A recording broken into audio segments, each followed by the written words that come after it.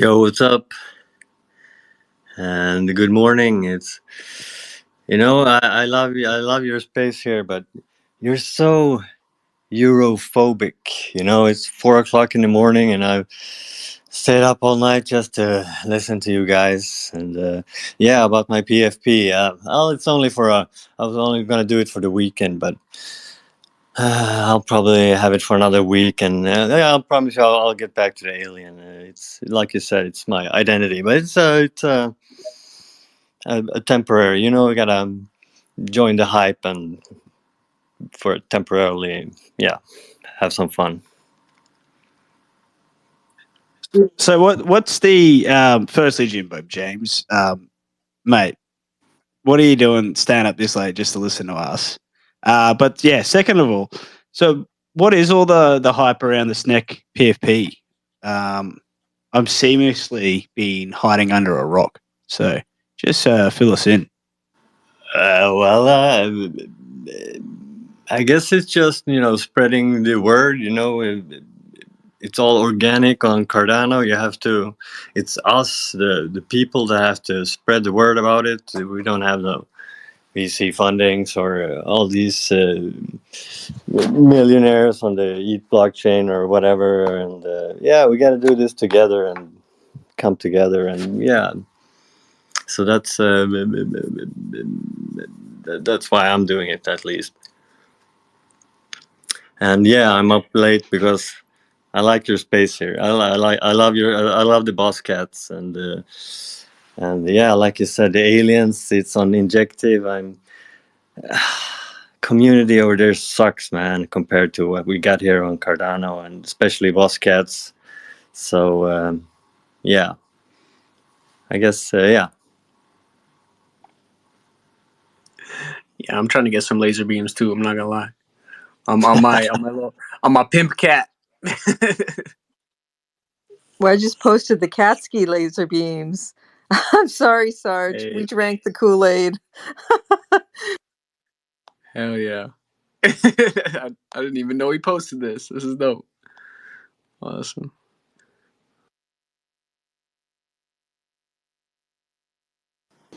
What's Yeah. good, everybody? How y'all doing today on this amazing Monday? Boss face, mate. Welcome. Going great, fam. How's yourself? Man, going great, man. Actually, just finishing up eating some blueberries and just vibing out for real. It's the end of the evening for me here in the Midwest. So just vibing out, man, on here hanging out with the boss fam and everybody, kicking major flavor. I appreciate Jay for dropping that link over in the Discord for us. And I just retweeted that out and things of that nature as well. So yeah, man, just vibing out and on here with y'all, man. You know how we do it, the boss way. Yes, sir, ski. The boss way, but you've been doing some major moves with Mayhem Mob. What is up with Yes, that? indeed. Man, shout out to the Mayhem Mob. If y'all didn't know, as though some of y'all probably do, I'm the community manager over there now. I've been hired to do so. So just rocking out over there, man, just trying to spread more awareness and help this newer project build here in the Cardano space for sure. Um, been giving out a lot of that alpha on the latest videos and things I've been dropping as well, along with many other amazing projects that are doing great things in the space. It's just amazing. Things are heating up out here. But just is this the floor for the Mayhem Mob spiel or what we doing? I was just jumping up here to connect with my fam. How we doing it? Yeah, absolutely. Okay. So we got a couple of you guys on today. So Boss Face jumping up to talk about Mayhem Mob, Yes, sir. and Macroman jumping up to talk about Cat Ski. So yeah, for sure, man. We can jump into it. Get straight into it. We don't have a. It's probably my fault for posting Well, so that's late just and taking a couple of weeks off.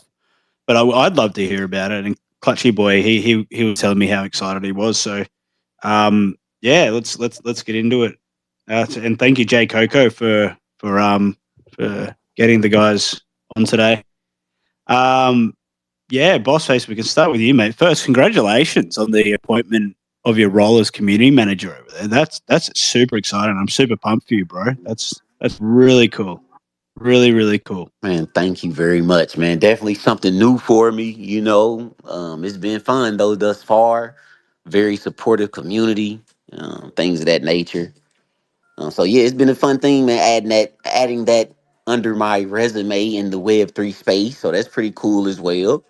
And just building, man. Love connecting with the builders, man. The builders are going to build one way or another. We're gonna make these connections, and I'm just glad to take part in this journey here, this Web3 space for real. I'm just not the type that like to sit back and spectate. I like to get my hands dirty and get real active. You feel me?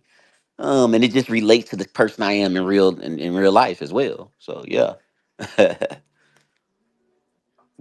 Absolutely, man. I don't know anyone that has been so consistent with their content than yourself. So hats off to you, bro. You've been pushing hard this whole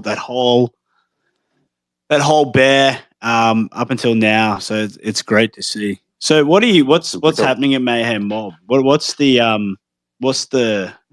TLDR? What's going Okay, on let over there? me so yep, man. So that journey took off very nice, man. I actually just starting things off with me personally with Mayhem Mob is I just seen it minting on the JPG store. I didn't even know too much about the project, honestly. And I just minted because I liked the art. I enjoyed the art. So once, I minted and stuff, of course I joined the Discord, things of that nature to, kind of figure out what was going on with these digital assets. See if there was some utility, just what the plans was.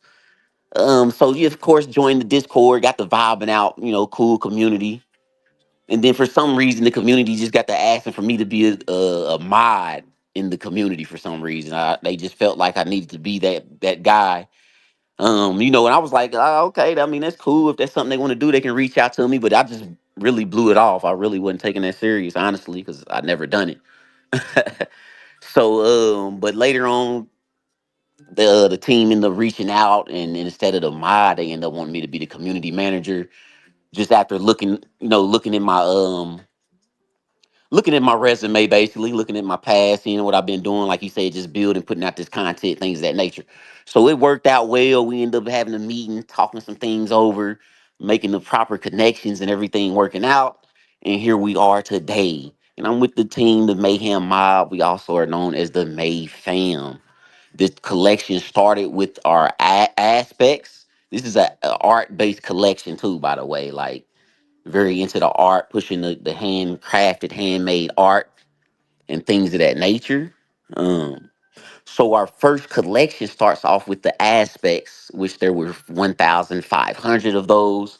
And those were kind of similar to the passes and things that's going on out here, but they were more on the more creative behind it and made it more like artifacts or something within the Mayhem Mob ecosystem, which they also played as the allocation mechanism for the token launch, which we also had our token launch as well, which we'll get to that here shortly. So starting off, we got the 1,500 aspects. There are four different ones. You have the monster radio, you have the shoe, you have the beanie, and you have the doom board, which is a skateboard. So for each one of those, you got a certain allocation of the mayhem token. But if you held a set of those, if you held each one of those different four, you would get the most large amount of the token allocation when it was the mint pre-sale, basically. So that's how those transpired. So once those minted out immediately, once those vented out, we then have our PFP collection, which is the Mayhem Mob collection, which is 6,666 of those with over 250 curated traits, man. So many different traits to choose from. Super dope stuff, man. I love the art, man. That's like I said, that's what drew me to the collection. All right. So once we had that mint, that's when I joined in, it sold out in 19 hours, man. Like it didn't even last for 24 hours. So that's really what got me interested in this project. Is it sold out in 19 hours? I'm like, dang, this art is dope. It sold out quick because a lot of movement going on with it for the most part. And it was a lower mint. It was minted for like 15 ADA was the mint for the Mayhem Mob PFPs, and the aspects were free. All right. So that was super dope with that happening there. All right. So now we got our PFP and we have our aspects.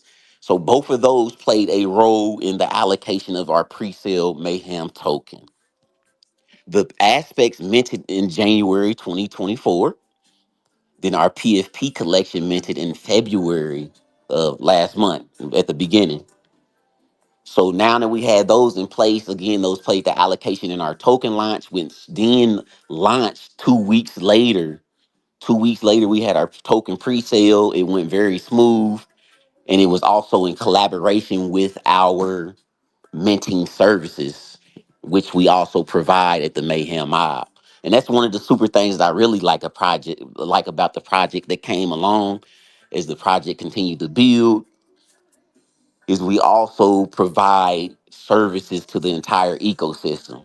So that way, we're just bringing value. We just want to bring value and be able to help. And by bringing that value, we're looking to help anyone who needs help minting of NFTs or tokens. We can help facilitate, all those sorts of things.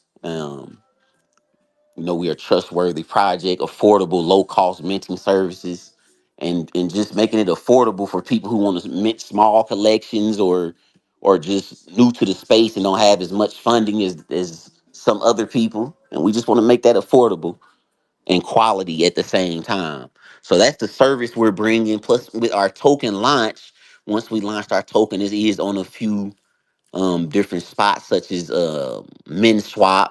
We also have the token over on VFi as well as Dex Hunter trading over there, the $ MYHM for Mayhem.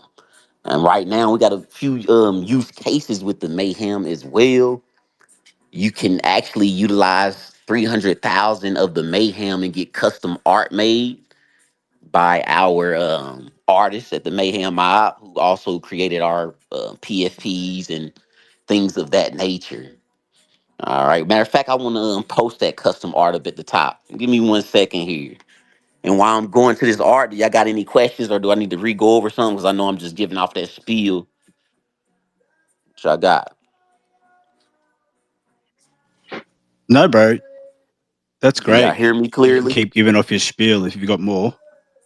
Yes, indeed. I want to share with you guys this custom piece that was made.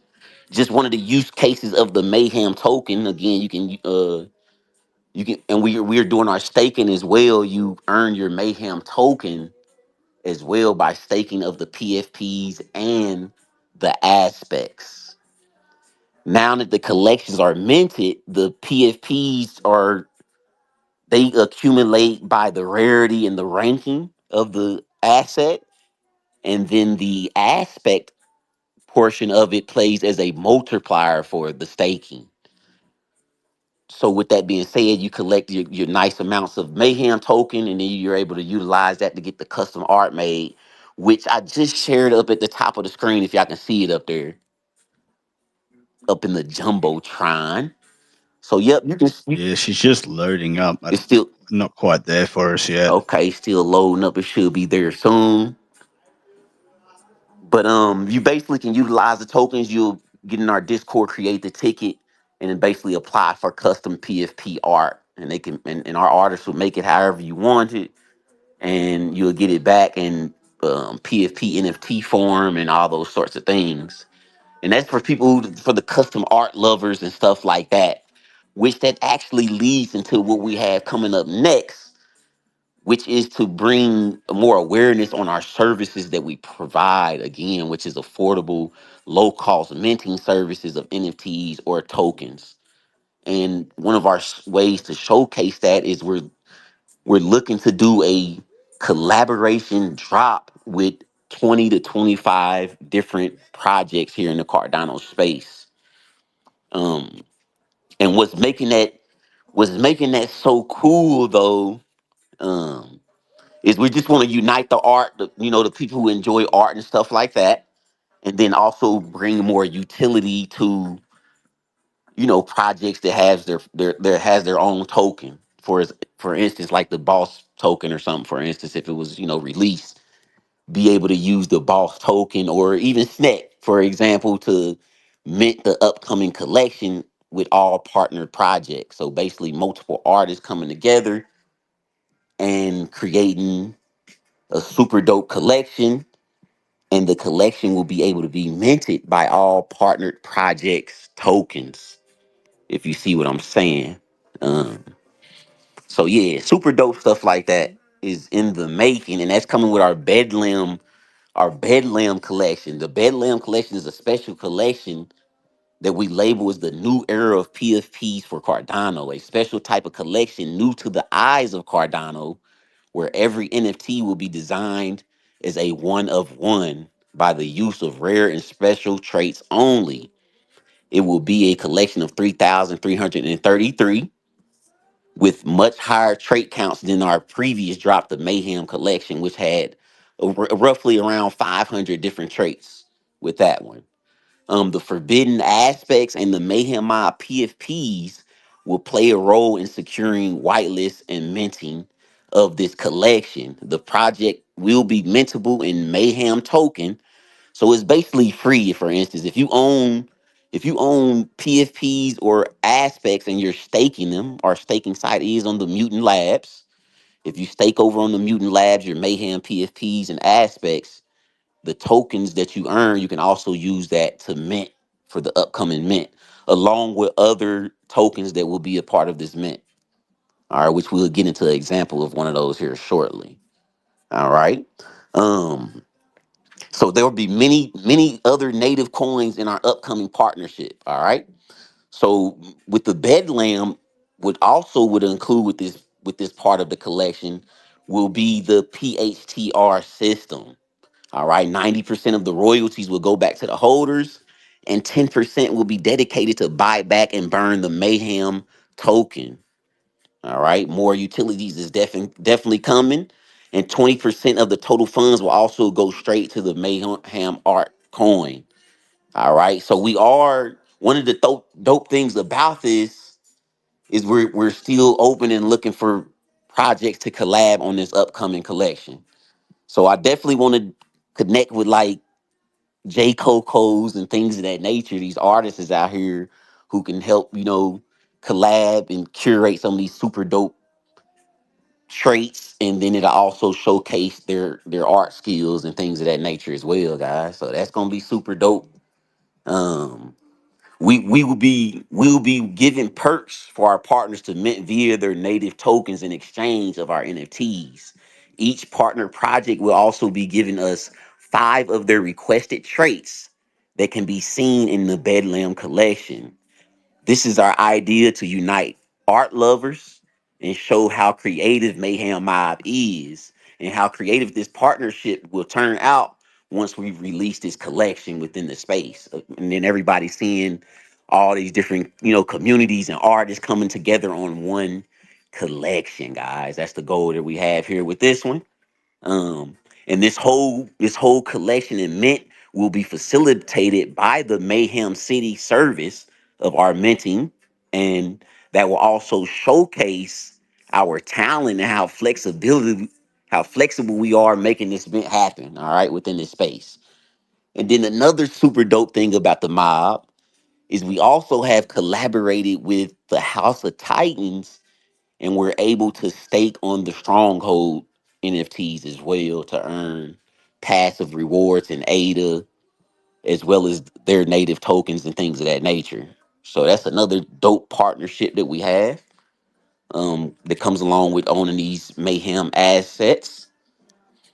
And then an example of one of the projects that we're partnering with that is part of the partnership with the Bedlam collection is the What the Duck WTD. They was our first official partners to be a part of the Bedlam collection. So anybody that holds the rich token, $RICH, the rich token, you will be able to mint the Mayhem Mob collection Bedlam when it comes up here in the next couple months. This mint won't be happening until like the end of April, so it is some time from now. By that time, and we had so many Mayhem tokens accumulated from staking, the men will essentially be free for the most part, honestly, because the assets will pay for themselves. So that's just some of the stuff that's going on with the Mayhem mob. We definitely working on some stuff in the background to bring even more value to our holders, along with the custom art and things of that nature. Got some super dope stuff going on for real. Yeah. Man, that's Sorry. pardon I me. was I was gonna say, did you talk to the Alliance yet, Boss Face? Did I talk to who? It's called the Alliance. It's a group of a ton of different projects. It's like a big like hub for all different projects, and it's just like a hub for all of them to collaborate and work together. Man, I believe does Boost Knuckle have something to do with it? It's Adam from Space Pugs is running it. Okay, because Yeah. I believe we're gonna be jumping on the space next week. Do they got a Twitter space, the Alliance Twitter space? Yeah, absolutely. Okay, yes, we supposed to be jumping on that Twitter space here soon and building that rapport and making them connections, man. Because this is a newer project.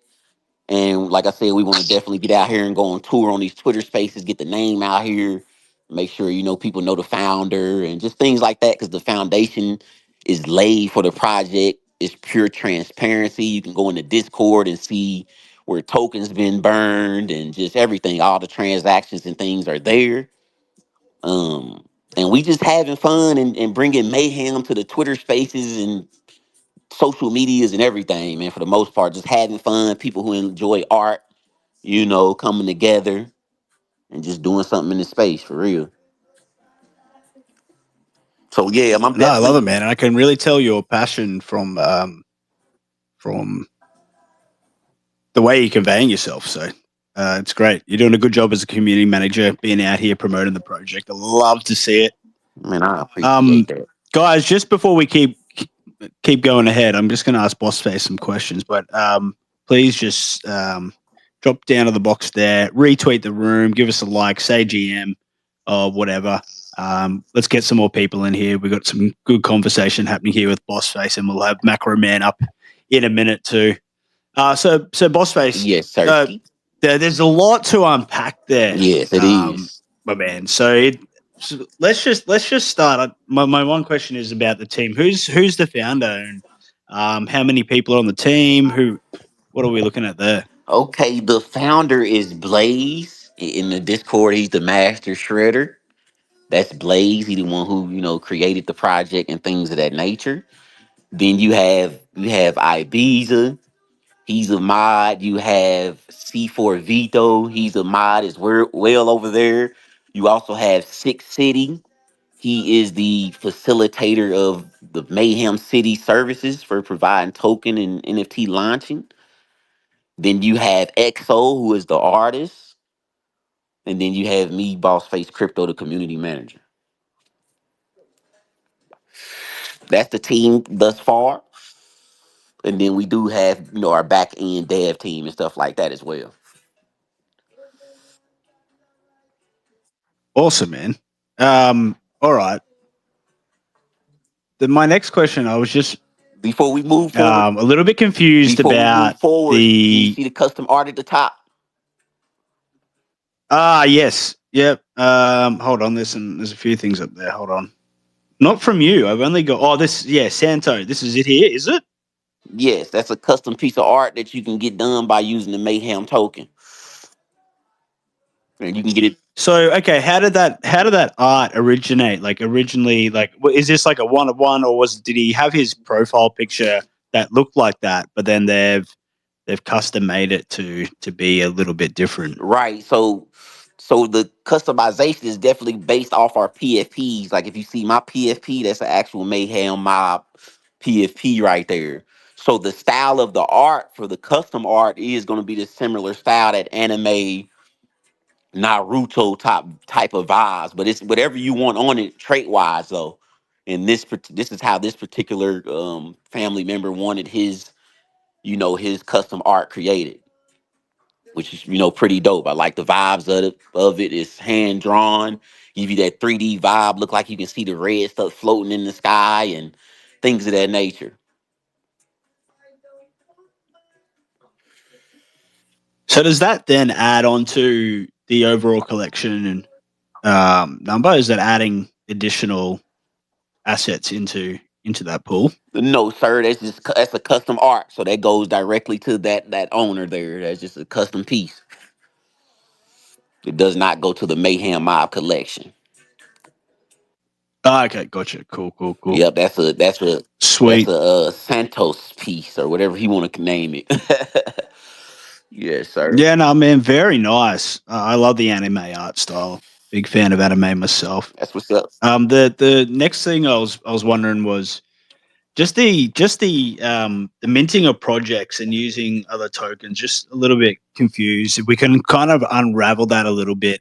So how does that exactly work? If you're minting a project, so are you using the Mayhem token or the project's token itself to be able to mint their project? So how does that all work? If we could just deep dive into that aspect a little bit more. Most definitely, man. I'll do as best as I can explaining that I'm definitely not in that position to do that part. Um, but it'll basically be like regular minting, like when you go to the minting site. But on the sites, you will basically have the option to pay with different currencies, basically. So it really just be that simple for real. Honestly, you'll just have a spot on there where you can pay with whatever our partner projects are, or Mayhem token, or if you just want to pay with ADA, you'll be able to pay with ADA as well. So it'll just be multiple options, kind of like on JPG.store where you can pay with credit card or ADA or Soul or ETH. See what I'm saying? Yeah, no, I got you. So we've got Bedlam minting soon, right? Or I'm not sure if they're minted already, but I can see here it's the pin tweet on the Mayhem Mob Yep. Twitter or X account. So they're saying that it can be minted with the native coin Rich, but is there any possibility of minting it with any other token, or is it just the Rich token and Cardano ADA? No, we're looking to. That's what the goal is for this collection. It has not minted yet. It won't mint for another 2 to 3 months before the mint is done because we're still, reaching out to projects, making partnerships. We're working on a few super dope ones right now that we're finalizing, where we'll basically be utilizing their token, and they'll also provide us up to 5 special traits that they would like to see within the collection, either from their collection or new 5 that they make up. So we're looking to have multiple tokens that you'll be able to use to mint. Not only the Mayhem token, not only the Rich token, not only ADA, but possibly even Sneck and many others. That's super cool, man. Just with that is like the price then dynamic. Like, is it pegged to any specific Yes. value? Like, is it pegged to like to ADA USD Yes, or how does that it's work? gonna be pegged to ADA, whatever 50 ADA is worth in those tokens, in those different native tokens, whatever 50 ADA is, that would be the amount that you would have to basically send over for the mint.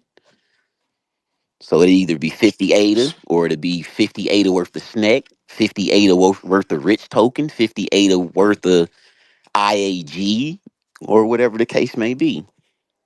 We'll be getting more into those details as we grow the partnerships and things of that nature. Awesome, man. But that's it from me. Anyone else? Chuck your hand up if you want to ask a question. Clutch, you got any questions you'd like to ask, Boss Face? Yeah, please ask questions, all that, because I'm definitely gearing up, getting warmed up, and going to be getting into a lot of spaces coming up. Yeah, so I do have like one question about the mint price, bro, for the minting service that you offer for other collections. So Yes. what's you said it's pretty cheap and affordable and stuff. So I'm just wondering, like, is there like a range or a number that you can give us? Like, what's it cost? Let's say I needed to mint a collection. So what percentage of the mint would you guys charge for that? Man, I do not have those exact details, brother, but I can definitely connect you with the right person who can give you the exact numbers you're looking for. So that way, things is done properly. That's why we got chains of command and different ways of doing business. So I want to make sure you're getting the right information, brother, for sure. Because Yeah, I'm sure, not bro. sure how to Appreciate it. if that different varies for the if that varies for the amount of the collection you want to mint. Because you can even mint one NFT if you want to. You can mint two. You can mint 10,000. So I would want to connect you with the team that takes care of that part of the business for sure. Yeah, for sure, bro. Appreciate it. Most definitely. So if that's something you want to do, bro, I can definitely DM you directly, or you can jump over in the Discord and we can get you set up for sure.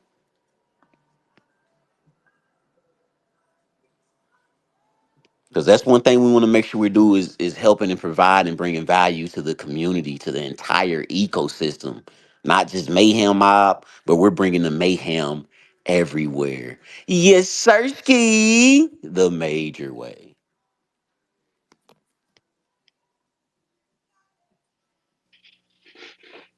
Love it. Because I do think, I mean, there seems to be a little bit of a monopoly on the minting services. Oh, who give me Wolves, is it off the top of my head? Shit. Um Help me out here, J Coco. Who's the minting service that they'll help it, they're minting a shit ton of meme coins. And there's a little bit of controversy about whether or not they're actually helping the ecosystem, putting aside actual builders and actually taking on the meme coins just to make a bag. Who was that? Who was that? I remember S20 talking about it. Oh gosh, on the spot. I think I missed that. I mainly meant on JPEG Store and Create. I know you're not talking about that. No, When was I think that? Was that it's today? Unbothered Wolves. I'm pretty sure it's Unbothered Wolves. They've got a minting platform, don't they? Right. So they're You said basically Cardano Bulls? um, Unbothered Wolves. I'm pretty sure they're Oh, the minting service, right? They have quite a monopoly on the um, on the Cardano minting service. There seems to be quite a lot of people using their service. I might be wrong. I could be wrong. So please don't take anything I say for and it. that's one But thing. it's just good. What my point being is, it's just good to have new players in the space with this service as well. Provides good competition. And that's how the market works. To have a free market space, so good competition makes everybody else improve their own product, and it provides other projects opportunity to pick and choose.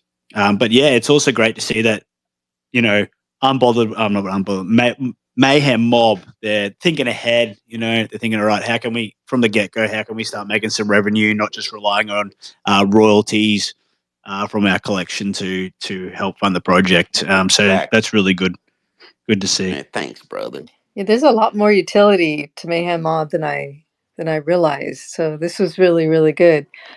But how does that work with minting? So for example, if uh it works on JPEG or Create, mint with you guys, does it go on those platforms or where does it go? Hold on. What was the question again? Say that for me again. Yeah, that was not a well worded question. It's late here. Like if I meant mint with you guys on a policy idea I already have, does that NFT go? Where does it go? Do I pick which marketplace it goes to, or do you guys have a specific marketplace? Nope. You would pick where you would want that to go. Yep. You would Okay. facilitate that. Yep. You would facilitate that with our dev team and stuff like that, and they get everything directed for you and all transparent and on the scene where you can see what's going on and very transparent. That's one of the main things they're sticking to is pure transparency, so everybody know what's going on at all times. And if that's something you can interested in as well, I can definitely connect you with that as well, J Coco, most definitely. And you over in the Discord? It's best to talk with them on that Yeah. stuff, and they'll be able to best assist you on that for sure. But I All do right. know, Sounds good. they will facilitate it on whichever marketplace you would like your items on.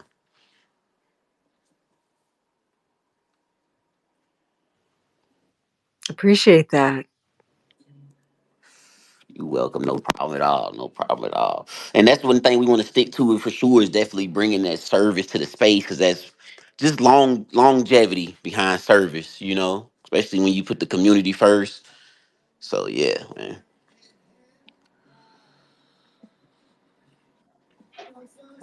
Is that Fantastic. is Go that ahead, Jake. Go. seriously Charles Hoskinson, PFP? Hello.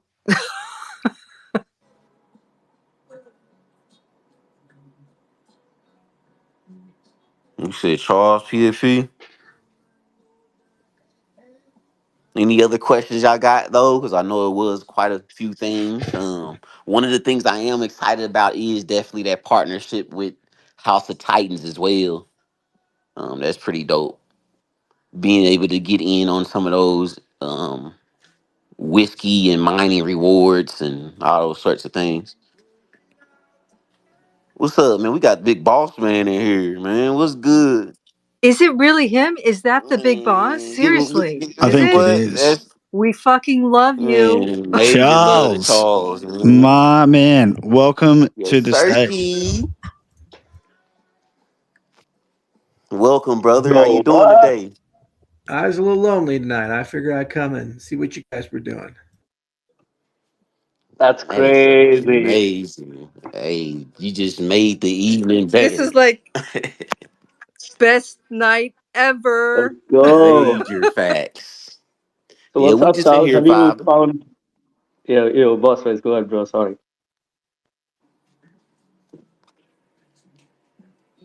I'm good, brother. I just said we was vibing. Great to have Charles and everybody here today. Most definitely. Man, I had a quick question for Charles. I really appreciate the amount of knowledge that you have in different domains, and I look up to you for that, and I want to be like that. I'm really working really hard to just learn different things, and I'm wondering, how do you compound so much knowledge? That's what I want to know. Well, the human brain is built a little differently from how we learn in school. Why a lot of people fail in education is that they go and they read books from start to finish and they highlight shit and then they make flashcards and just kind of mass route learn and memorize and then they forget everything. I mean, most people here, if you say, hey, do you remember what you read? They'll say no. So, how you remember things, you have to create what's called linked knowledge. So basically, you connect knowledge by concepts, and you make notes by concepts, and then you try to find ways to personify and connect that knowledge to other knowledge that you already have. And so there's a lot of different pieces of software now that do this, and concepts that do this. Like Zettelkasten is kind of the granddaddy of them all by Luhmann. He wrote almost 100 books and about 1,000 papers. And the guy was a genius because he just had a great linking system. So there's a book called How to Take Smart Notes that explains that. But there's software now like Obsidian and Notion and other things that do note linkages as linked networks of knowledge. And there's like linking your thinking and all kinds of curricula that exist to teach people these things. But just knowing how you learning how to learn is really the key. And it helps you get where you need to go. Ali Abdal runs a really good YouTube channel, and he's got a lot of great free content and a really cool book on stress-free productivity that kind of explains a lot of these concepts as well. So I just learned how to learn at an early age, and then I used that to study a lot of different topics. And what I find is I try to find linkage points between topics. So things may be very different from the outside. Like concrete, for example, is very different from synthetic biology, is very different from cryptocurrencies.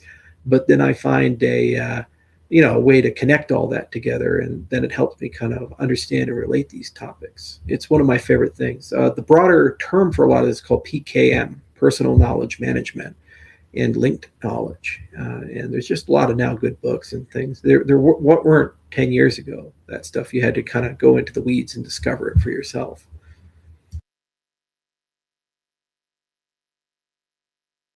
And that's Charles.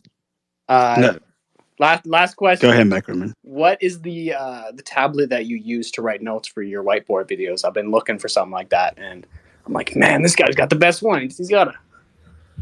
Well, I got a lot of stuff, but I use a Wacom tablet. You can get them for a few $100 on Amazon, and I just use Microsoft Whiteboard as the software. But you also can use Excalidraw or Miro or any of these things.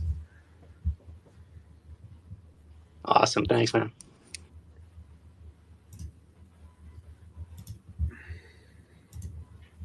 Charles, just on that topic, first of all, thank you so much for jumping up here and coming having a chat with us. This is fucking awesome. But yeah, link knowledge. Does that link into like neuroplasticity in any way? Like, what's the science there? Like, is it, or are they two contrasting or two different kind of topics, or are they one and the same? So your brain has kind of 3 steps in how it learns. So there's first encoding, and encoding is basically how you actually take knowledge and insert it into short term. And then there's a process of translation from short term to long term memory, and then there's retrieval. So each stage is very important, and some are connected to your study methodologies that you use, and some are connected to your lifestyle. So, for example, it's damn near impossible to remember everything if you're chronically sleep deprived, because a lot of memory formation occurs, that translation from short to long term occurs while you sleep. So if you're not getting deep sleep and REM sleep, you actually can't form memories. And so if you ever like cram and you're not getting proper sleep and then you just can't remember anything, well, that's why. So there are encoding techniques, and knowledge linking is a great example of encoding techniques. And then there's techniques for retrieval, that's called free recall. Basically that's where you sit down with a blank piece of paper after you've studied something, and you try to remember as much as possible about that thing, and you kind of write it down on that piece of paper. That's a mechanism that people can use. And then what you try to do is draw a picture. The other thing is that there's different modalities of encoding. So you can do a visual encoding, you can do an auditory encoding, you can do layers of things. And generally when you go multimodal, meaning you use different forms of encoding together, you get the best results in memory formation. And so you can use all 5 senses: touch, smell, hearing, sight. You can even taste, and you can connect these types of things together. For example, here's a really cool, dopey one. If you study with essential oils and then you go to sleep and you actually have those essential oils with your diffuser going, it increases your memory sometimes up to 300%. Isn't that just fucking wild? The reason being is that memory is cross-linked. The limbic system in your brain is cross-linked with the olfactory bulb, which is where your smells are processed. And it kind of makes sense from an evolutionary viewpoint, because when we were like primitive, we didn't have higher brain function, but we had a really strong sense of smell to find stuff to eat. And so your memory and your smell were cross-linked because it helped you remember where the good stuff was. So those things are just linked for some reason, and they really actually help with the translation from the encoding side to the retrieval side. So there's just a boatload of hacks that exist there for deep processing. There's a great book called Make It Stick that actually talks about the neuroscience of these types of things. And cognitive neuroscientists study this, and they're starting to get really good at all these different hacks. Then you also can do spaced repetition for your encoding. So you don't do flashcards immediately after you learn something, but you space it out, and then you do your retrievals at intervals. And there's a bunch of note-taking software that kind of helps people with this, that helps you automatically space out your notes for retrieval and these types of things. So there's all hacks that you can have, but that's just base knowledge. That's just base fact. But then linked thinking is how you actually go from raw data and information to knowledge. And that's where you actually start conceptualizing things and extracting meaning from those things. And then the value you put on that is kind of the wisdom of the system. So it kind of starts with raw data, and then you connect the data together into patterns, that's information. You extract meaning from those patterns, that's knowledge, and then you have value from that, and that's wisdom. That's kind of your taxonomy of knowledge. Man, it's interesting how you talked about smells, right? So and the aromatherapy, right? using essential oils because, you can smell a smell and it can immediately transport you back 20 years into the past to a memory that you associate with that smell. So for myself, for instance, we have these lollies in Australia called minties. Right, they're this just like a really peppermint flavored minty. And when I was a kid, when we went on car rides, my dad would always have these minties in the car. But I would always get car sick, So I had motion sickness as a kid on these long car trips, and my body and my mind started to associate, this smell of these minties with this car sickness. So anytime I smell minties or any other, I guess, mint chewing gum or peppermint that has this same smell, I immediately begin to start feeling motion sickness because my brain has associated that smell with that feeling in the body. So it's that's crazy stuff. Yeah, and there's a ton of neuroscience behind that. In fact, if you deal with people with dementia or Alzheimer's, seldom the last thing to go is usually the sense of smell and the association with memories. And actually, it's a good indicator of dementia when your sense of smell starts burning out. And if you lose, for some reason, your sense of smell earlier in life, you tend to start developing memory problems. So you have a lot of people with COVID who've lost their sense of taste and smell, and it's lo and behold, they can't remember things anymore. So those are super strongly connected things.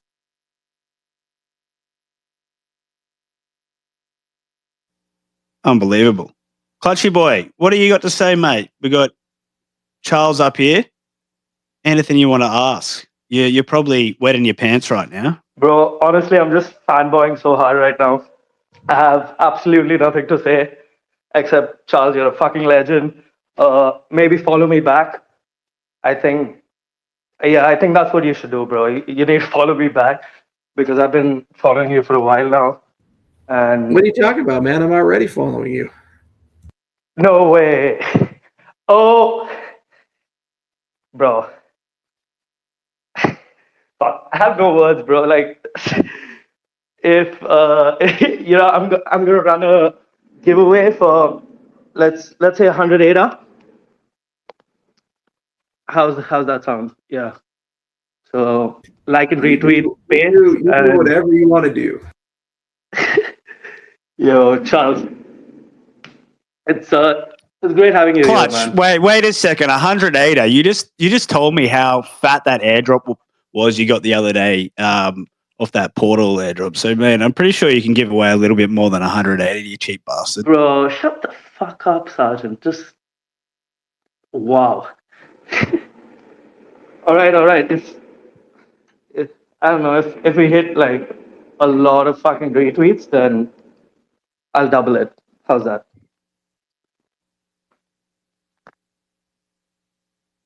Charles, one thing I've got you up here. We've got midnight coming up. This is probably the most exciting thing on my mind. And probably a lot of people here would love to hear more. And in particular, I guess, like,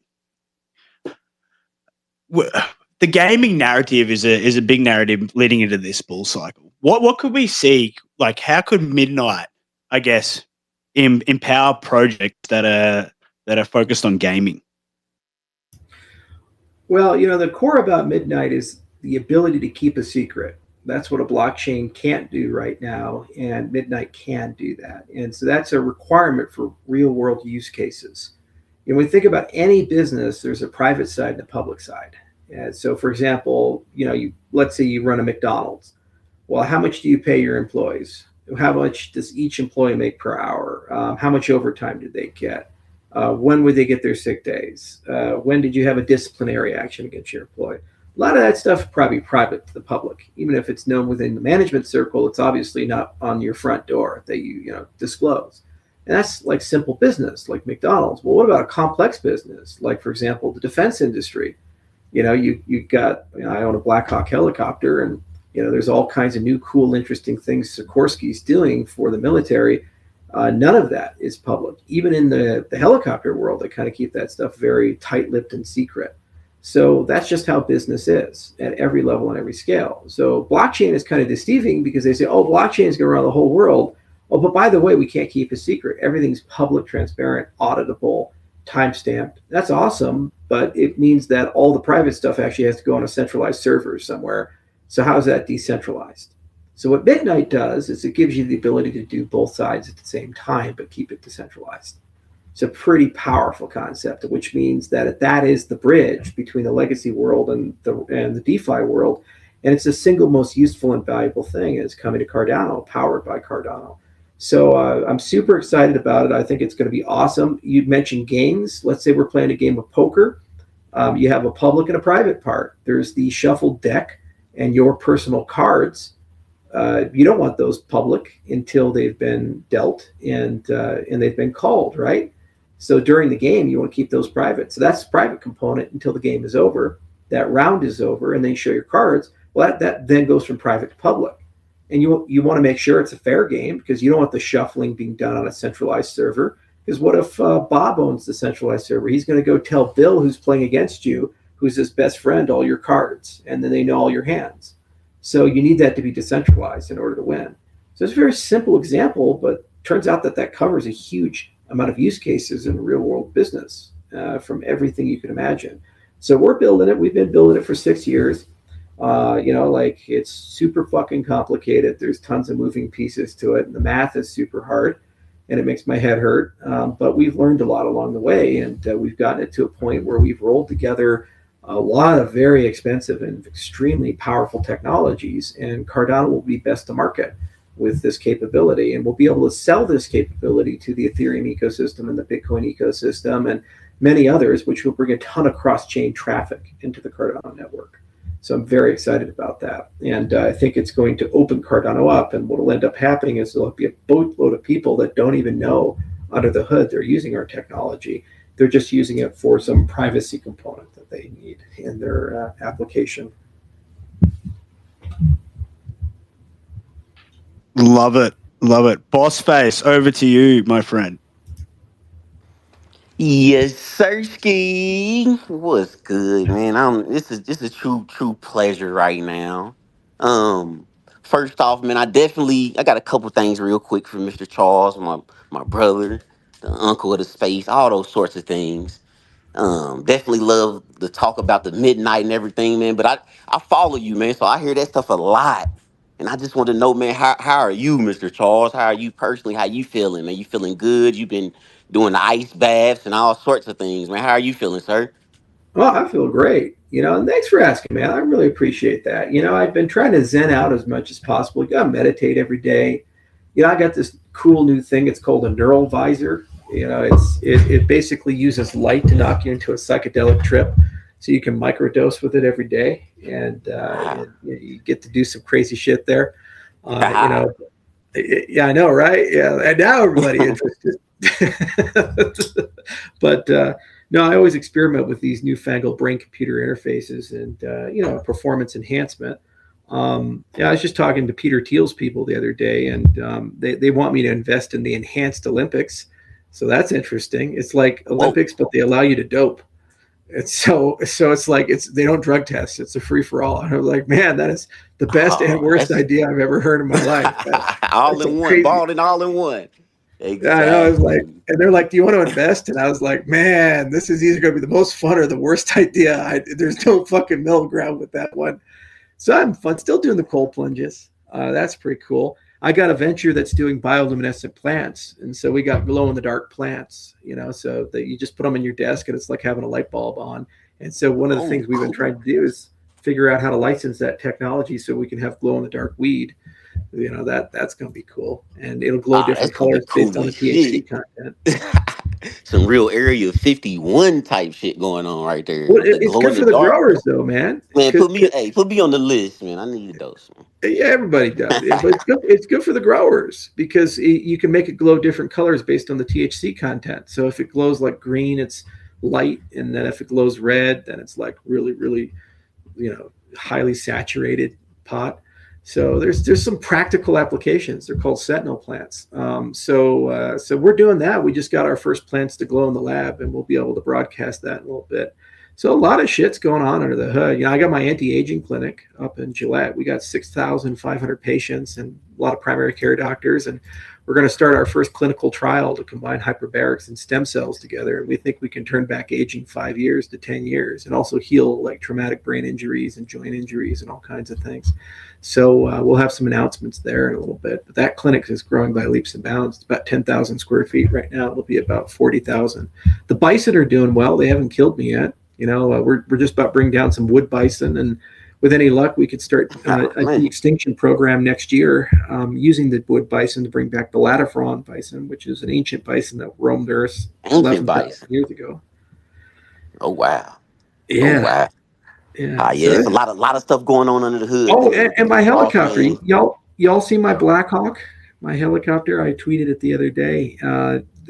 Everybody loves that damn thing. I've been chartering it, sending it to expos, and doing business there. I love that You thing. got to charter me in there one time, man. Boss face, man, one time, and get it on YouTube, man. You know my YouTube going all the way live, representing for the Cardano ecosystem, the boss face crypto way. That was another thing, man. It was a pleasure meeting you down in there at NFTXLV. I'm not sure if you remember. I know you've been meeting a lot of people day in and day out. With Boss Face Crypto at the NFTXLV, I had my yellow Boss Cat Rocket Club shirt on. And man, we connected, man, and it was amazing, man. So yes, true honor to meet the legend. All right, and another thing, because I don't want to hold up the space while the legend is here. I seen you tweet out about the midnight hoodies. I would love to get one of those hoodies and represent that on the YouTube as well. And then another thing, on the behalf of the Mayhem Mob NFT collection, but not only NFT collection, also provide quality Well, minting services of hang on. I tokens and think I NFTs. recognize you, man. I remember your voice. You had the dreads, the yellow shirt on, and we were at NFTXLV earlier in the year. But I remember you had like gold watch and dreads. Yes, Sirski. That's Yeah, that's me, you. man. That's you. Okay, I remember you now, Yeah, man. man, good times, bro. That was amazing. That really set the tone on my journey, man. It's been amazing, and it's a true honor to meet the creator of this platform that gave so many people the opportunity to do certain things to bring value just off of something that the foundation that you laid, man. I'm definitely a witness of that, man. A part of it. I wouldn't be doing this YouTube without this, Cardano platform that you created for us all, man. So appreciate that. Again, I would love to get a midnight hoodie or something to wear that on the YouTube represent.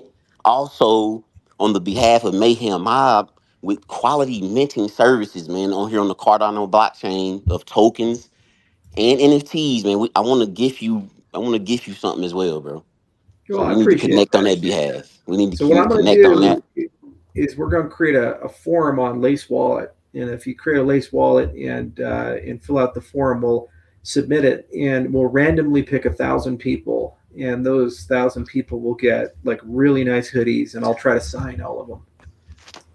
Wow, that's Yo, super I want some fire. of that t-shirt, Charles. Everybody wants the hoodie, man, but it's part of the deal is you got to tweet it after you get it. That's what we call virality right there. Most Yeah, of definitely. course. Immediately, especially with the signature, with the man with the plan on it. Ah, yeah, that's off the rip, Charles. The Black Hawk boss. When you say Blackhawk, people hear it a little differently. They're like, "You got a what?" He said talking a different language.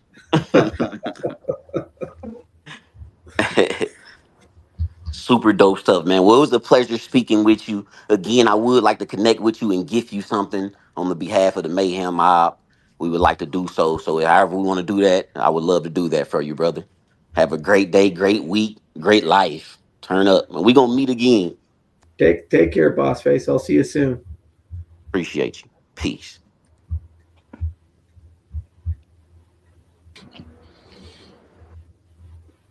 Okay, well, I got a quick one for Charles. Since you're growing space weed, basically, is cannabis bad for you, in your opinion? Well, I mean, that's like kind of asking, is red meat bad for you, or are mushrooms bad for you? Any substance in moderation or excess can actually have really bad effects, or can be beneficial. Like a great example is turmeric. A lot of people take it. It has great anti-inflammatory properties. If you take too much of it, it starts burning your liver out. So I've seen a lot of reports for CBD and cannabis where they seem to have some very positive effects. In some cases, even promote neurogenesis. I've also seen that if you smoke weed every day and you get too much of it, it seems to actually have terrible impacts on your short-term memory, and can cause a lot of downstream health effects. But the problem is that it's a politicized substance. And I think it's very unfortunate with the modern American medical system where we arbitrarily label one substance bad or another substance good. And then all of a sudden, the only research you're allowed to do is within those boxes.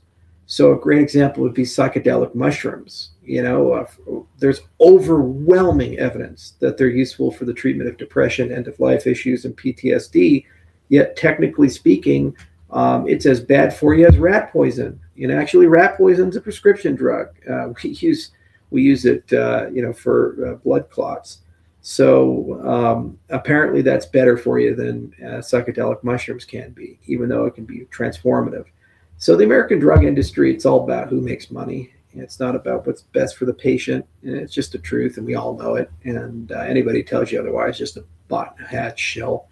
I'm not a big proponent of people smoking large quantities of weed because one thing I do know for a fact is it destroys your productivity and your motivation. It's real. Have you ever met a David Goggins pothead? Have you ever met some dude who's just getting 5,000 things done, but also just smokes a shit ton of weed? It's you just don't. The only person I've ever met in my life who smokes a lot of weed and actually gets a lot of shit done is Snoop Dogg. That guy, I don't know how he does it. I think he's just naturally so high energy that he has to smoke the weed just because he'd be completely impossible to deal with. And he's at 150, so he's got to slow it down to 100. So he smokes the weed to do that. But generally speaking, most potheads I know, they just never accomplished anything in life.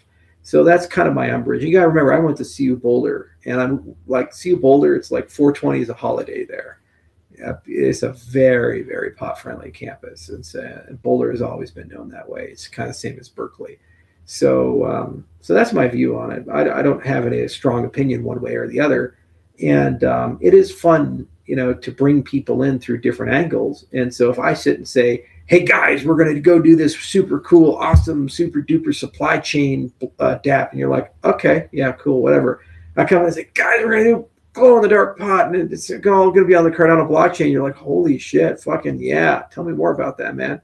They're both important because it's a genetically modified organism. You need to track where it's at. And it's also a highly regulated product. You need to track where it's at. But they just have kind of a different approach, and it brings a different demographic in, and you need a diverse ecosystem for an ecosystem to succeed. Okay, awesome, man. I completely agree. Honestly, I think just within reason, it's pretty healthy. It kind of helps you chill out here and there. But does Charles Hoskinson smoke weed very often? How often is too much, I guess, do you think, for you? I don't. Not at all. Not even a little. I don't even drink. My vices are food. That's why I'm fat. And by the way, do what you're good at. So I'm a chubby guy, right? Everybody reminds me of that on the internet. Well, you know what that means? It means I'm a motherfucking boss when it comes to cold plunges because I got the walrus layer on, man.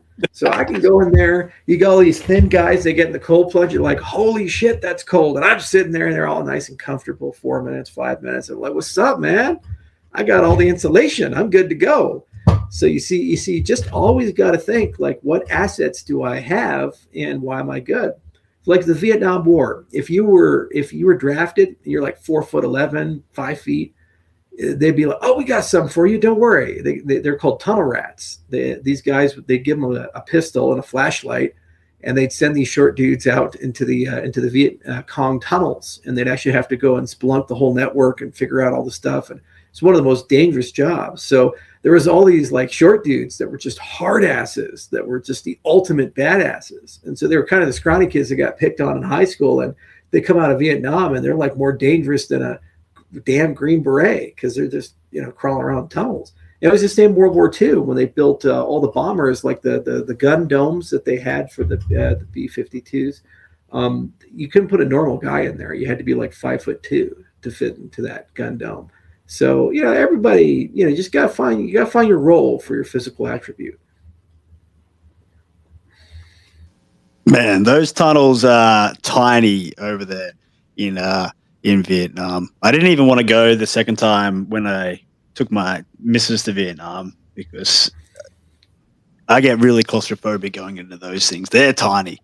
At the Cu Chi tunnels there. Wasted, you've had your hand up for a minute, mate. We'll shoot over to you.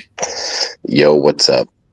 Charles, I met you in NFTLV as well. Talked to you about getting the Boss Cat rocket to you, but they broke it. So we're in the process of getting that replaced and fixed so we can send it to you.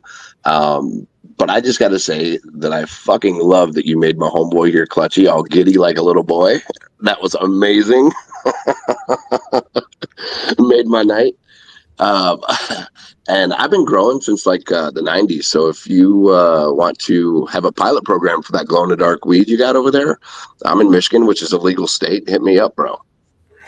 Well, I got to figure this out because technically speaking, to sell a genetically modified organism, you have to get USDA approval. But yet you can't do that. So I think there needs to be state level approval. So I might actually need to get a law passed in like Colorado to kind of figure that out. So I can figure that one out. I want to do it. We can do it in the lab, but for human consumption, it's kind of an interesting question. So that it's one of those like we know how to do every other plant. We can do grass, we can do trees, all these things. We're kind of figuring all those details and getting some really cool genetic engineering. But this is going to be a nice license deal. The other thing is that I can't directly sell it. It has to be licensed to a grow facility because they have all the regulatory side kind of figured out. So it'll probably end up being a partnership, a channel partner where that comes through. I'd love to do it with Snoop Dogg, and I talked to Champ about it briefly, Snoop's son. But it's one of the things where you just have to pull those pieces together. So we'll figure it out. I'm not like in the world's biggest rush. Like, oh my God, we have to have glowing pot, tomorrow. But on the other hand, it's one of those things. It's just like, of all the things I've done in my career, that's probably what I'm going to end up being known for is the glowing pot guy. It's like, so okay. how about with like you say that you can maybe get it to glow for like different THC levels. What about not consuming the actual plant, like only growing it for like extract purposes? I helped pioneer the extract business and all that back in 2010 when we were all learning how to do that. So the plant itself, whenever you extract it, you're not really using the plant matter. So if you could have the plant glow according to like THC levels and whatnot, but then extract the THC itself, I don't think you're really going to have genetically modified THC. Well, maybe you might. the only reason it would glow a different color is that the THC will bind with the luciferase, which is the enzyme that's responsible for the iridescence. And so it could be the case that those bindings stick, and when you smoke it, you actually get THC with another molecule attached. So what you'd have to do is you'd have to run human trials and get an understanding of what's going on and purify it. But when you were doing THC extraction, were you doing steam extraction, or how were you doing it? Propane butane extraction. Oh, I'm still doing it. I do it regularly. I've been growing in Michigan for other people legally since 2010. Okay. Yeah, it's definitely something to understand, but it's, first things first, we kind of have to decide the plan. Also, you have to build biocircuitry inside the plant to actually create spectrum changes, because you have to basically, it's almost like a liquid crystal display where they actually alter the geometry of the crystal a little bit, and that's what causes you to get a different spectrum of light on your monitor. It's actually crystals bending by the amount of electrical impulse that's going through it. So you basically create equivalent structures with chemical reactions.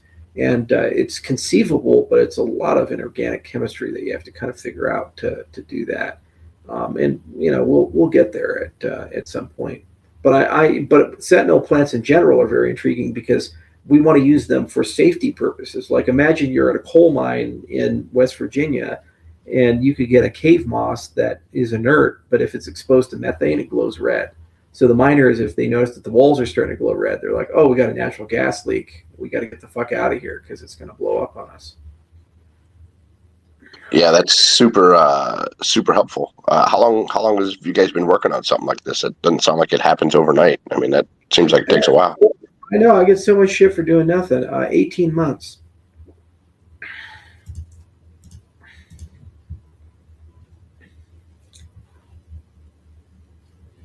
Sorry, you got me laughing over here. I mean, it just you go to Ethereum Reddit or cryptocurrency Reddit, and I'm just a nobody. I'm the worst human being alive, and everything I do is a lie. And meanwhile, I run 6 companies. And we're doing some cool shit, and we certainly do a lot of very profitable business. So I don't know. It's weird how narratives form in the internet forums. I'd like to believe I'm a pretty chill guy and high integrity guy. I just what you see is what you get, and I really enjoy people, and I really love working with people. And everything I said I was going to do, we've been doing it. There's the Hoskinson Center for Formal Mathematics at CMU. We're literally rewriting all the math. You got Cardano. We wrote 204 papers. We're getting on-chain governance. There's all the other side companies. We keep chipping away at it. I don't really get much credit though for those things. Well, the Bison Daddy is not allowed on Reddit. We all know that. Oh my God. I mean, just even the Edinburgh Decentralization Index. So, years ago, the SEC says Ethereum is not a security because it's sufficiently decentralized. Bothers the hell out of me. So we put together a really solid, team of scientists to go and study the problem of decentralization. They publish a peer-reviewed paper that's appearing at Financial Crypto that demonstrates 8 different areas that you can measure for decentralization. We set up a dedicated not-for-profit lab at University of Edinburgh to do nothing but measure cryptocurrencies to see their level of decentralization. We publish that index, the university does, and then cryptocurrency Reddit picks it up and insta bans any mention of it because it's affiliated with me. I'm just like, really? Really, isn't this like solving a major problem in the ecosystem? There's no academic criticism. There's no discussion that why the metric is wrong, other than, well, it must be wrong because it's associated with Cardano and Charles Hoskinson. It's the fear of the Cardano takeover. No, it's just they just read some shit. And if the problem, guys, is you can't have contradictory things in your brain at the same time. You can't believe that I'm a pathological liar who's a sociopath and every single thing I've done is evil and fraudulent, and at the same time admit Cardano is a real ecosystem. You just can't, because there's no way a person with those characteristics could have built this stuff and brought these people together and produce something of value. It's like saying somebody's not a real doctor. Oh, but by the way, they just, cured my disease and performed neural surgery and all this other stuff. It's like, okay, but they shouldn't be able to do that if they don't have the training, right? And so it's just not compatible. It just doesn't work. So because they've already taken a position on side A, basically they auto shut down on any time the C word is mentioned, the Cardano word is mentioned. It's just not allowed. And there's just got to be a catch. There's got to be a lie that's invested somewhere in there. Yeah, it's incredible how this narrative picked up, because I've followed you for so long and you've been extremely genuine and true to your word. To me, it seems like maybe people are kind of like protecting their bag, kind of like how Jamie Dimon always shits on Bitcoin and all that. Well, they wrote some books, and I guess books about conversations that may or may not have happened in 2014 are the only thing that matters. File not found for 10 years. It's like, okay. But it is what it is. And, it doesn't impact our ability to do anything. I was at a helicopter convention in California. I was at Denver. I was go to medical conferences, went to Concrete Conference, World of Concrete. No impact on our business at all. It's just Twitter and it's just Reddit, and there's just a lot of hate there, and it's irrational hate. And then when people meet me that are from that side, they're like, we just don't understand. You're a completely different human being from what we expected. I'm like, oh, really? Okay, I'm just being myself. Like when they say I pretend to be older than I actually am, it's like, really? You think I just wake up and I'm like, man, I can't wait to dress like a middle-aged man. It's like, guys, I have been dressing the same way since I was 16 years old. Sorry to say that fashion was not my thing. I wear the dad shoes, the flannel shirt, and the blue jeans because it's fucking comfortable. And who the hell do I have to impress? I'm a 36-year-old billionaire. You think I need to wear a suit? I wear it when I meet the Pope or King, or the president. That's when I wear a suit. Other than that, I'm just going to wear my stuff. But apparently it's all an act. The only reason I do that is to convince people that I'm an old math professor, to build credibility. You mean the 204 papers that we've written, some of which have 1,800 citations? I mean, I got Sylvia Macaulay on speed dial, guys. It's like, I don't think I need to dress like a 50-year-old math guy to be able to talk to scientists. I kind of do, because we write papers with them and finance their research. And apparently, maybe, just maybe, we're actually a known brand in these types of things. And believe it or not, it didn't come from what I wear. But you talk to the Ethereum people, this is what they say. And you're just like, really? You believe this stuff? Really? Okay. All right, whatever. Man, people are fucking dumb. It reminds me of, like, why do people hate Elon Musk? Like, he's doing some amazing shit, but people just fucking hate him for no reason. It's like, no, they hate him for a very specific reason. That's different. So no one hated Elon Musk when he was voting Democrat and in supporting the left causes. The minute that Elon Musk started saying free speech and he started questioning COVID policy, the minute Elon Musk went against the deep state and said, maybe, just maybe, you guys should have a little bit more freedom, suddenly he went from, I'm an Iron Man 2 and I'm the real Iron Man and all of the people love me and I'm America's most famous inventor, to he's an evil person who's irrational and stupid and has no business skills and doesn't know what he's doing. I'm like, the dude is worth $200 billion. He started like 25 fucking companies, everything from drilling holes into people's skulls and putting Neuralinks in, to literally going into space with a rocket company that NASA and the Air Force uses for top secret satellites. I'm pretty fucking sure that this guy is a goddamn genius on many different levels. And I've met him, and I know his brother. His brother runs a restaurant in Colorado. And then you go and listen to the people who criticize him. The reason they criticize him, they're told to criticize him. They tell people to hate him. They tell people to say he's the worst human being alive. They tell people to say that he's dumb and incapable and he has no business acumen. The last car company in America to IPO was 50 years ago, before Tesla. And Tesla went from a startup to the most valuable car company in all of America, worth more than GM, Ford, and Chrysler combined. Where I come from, you're a goddamn business genius. But you go and talk left, he's the most evil human being alive. He's going to destroy us all. For what? Giving us battery-powered cars and robots and AI that doesn't have the crazy woke alignment, all this other stuff. No, they're told because MSNBC told them that. And CNN told them that. And the newspapers like the Washington Post, owned by Elon Musk's competitor, Jeff Bezos, told them to say that. And because they're in the matrix and they're programmed, they just basically propagate all the things. It's the I support the current thing crowd, which is unfortunately about 30-40% of the American population. Charles, I fucking love you because you actually understand what is going on. Thank you, sir. Legend.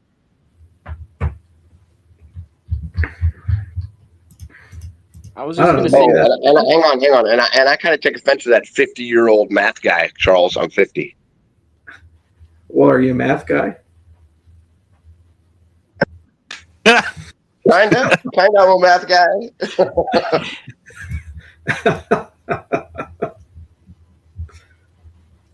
I think we all got to be math guys and ladies in order to be in this space. If we're not, what the hell are you doing here?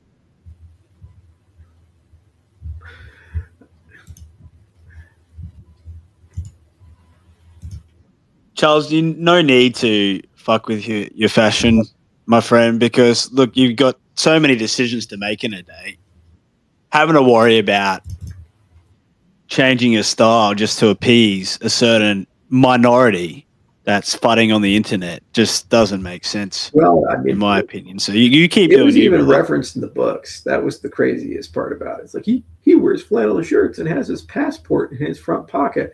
Yeah, I had my passport in the front pocket when I was in Switzerland because I was staying with a bunch of people from Romania and other places, and people would come and visit all the time, and there was no privacy, and I slept in a closet.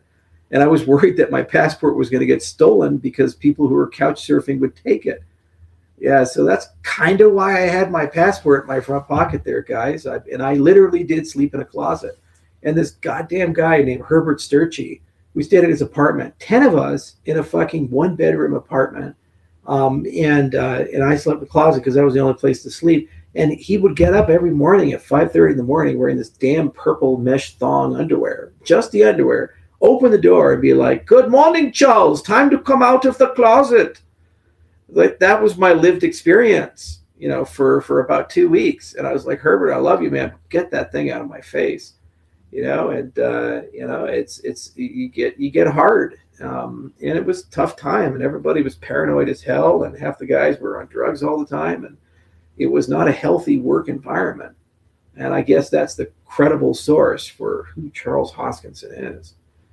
So yeah, that's it's just I don't know, I'm still a little bitter about it, guys. I try not to let it bother me, but the problem is it just gets brought up again and again and again and again and again and again, and it's just so fucking old and just so fucking ridiculous. So, what kind of practices, Charles, do you have? I guess to kind of tame these inner thoughts. Meditation, I guess, being one of them. Yeah, it is meditation. And the other thing, guys, is that social media is a net negative right now for humanity. It's awesome because it brings all of us together, and we can talk to each other. And I would never been able to talk to you guys. I'm just sitting and I have a little bit of time, and I saw this space click up. I said, it'd be fun to go and hang out with people. And I love the community. I love you people. It's just so much fun. But on the other hand, you get exposed every single day to criticism and criticism and criticism and criticism and criticism. And the problem is the human brain is not designed to take that. No matter how much meditation or things you do, we still have very similar cognitive structures to the tribal creatures that lived in a society of 50 to 100 people. So if you have literally 1 million followers and you live in a 300 million person network, at any given moment, even if 90% of the people like you, 30 million people hate you and are very vocal about it and comment on every single thing and mercilessly attack you. And you say, oh, it doesn't bother me. But then if it 1% bothers you because of the repetition, it subconsciously gets there, and it really does affect you a little bit, and so you have detox. And there are many different ways you can detox, dopamine detox, silent retreats, going up to my ranch, just shutting off the phone and getting onto the, and traveling around and playing with the bison. Meditation really does help a lot. It really does clear the mind. But you have to disconnect. That's really the only way to get through it. The other part of it also is that you have to have a stoic life philosophy. You're going to get hit very hard, and every day you just do iterative progress to try to be able to recover from being hit and get to the other side. And it also helps be mission oriented as well, because no matter how much you get criticized, you say, I am doing this for reasons X, Y, and Z, and whether a single person likes it or not is completely immaterial to why I'm doing that. I was in the crypto space, guys, before Bitcoin was $1. There was no money. There was no accolades. Everybody thought we were selling drugs because that was pretty much the only thing that you could do with Bitcoin, or you were a weirdo cypherpunk. And the first conference I went to, they didn't even have free coffee. It had a closed coffee bar, cash bar for coffee. I mean, this is how poor we all were. So the only thing that unified us was philosophy. That's the only thing we cared about. And so, we push forward.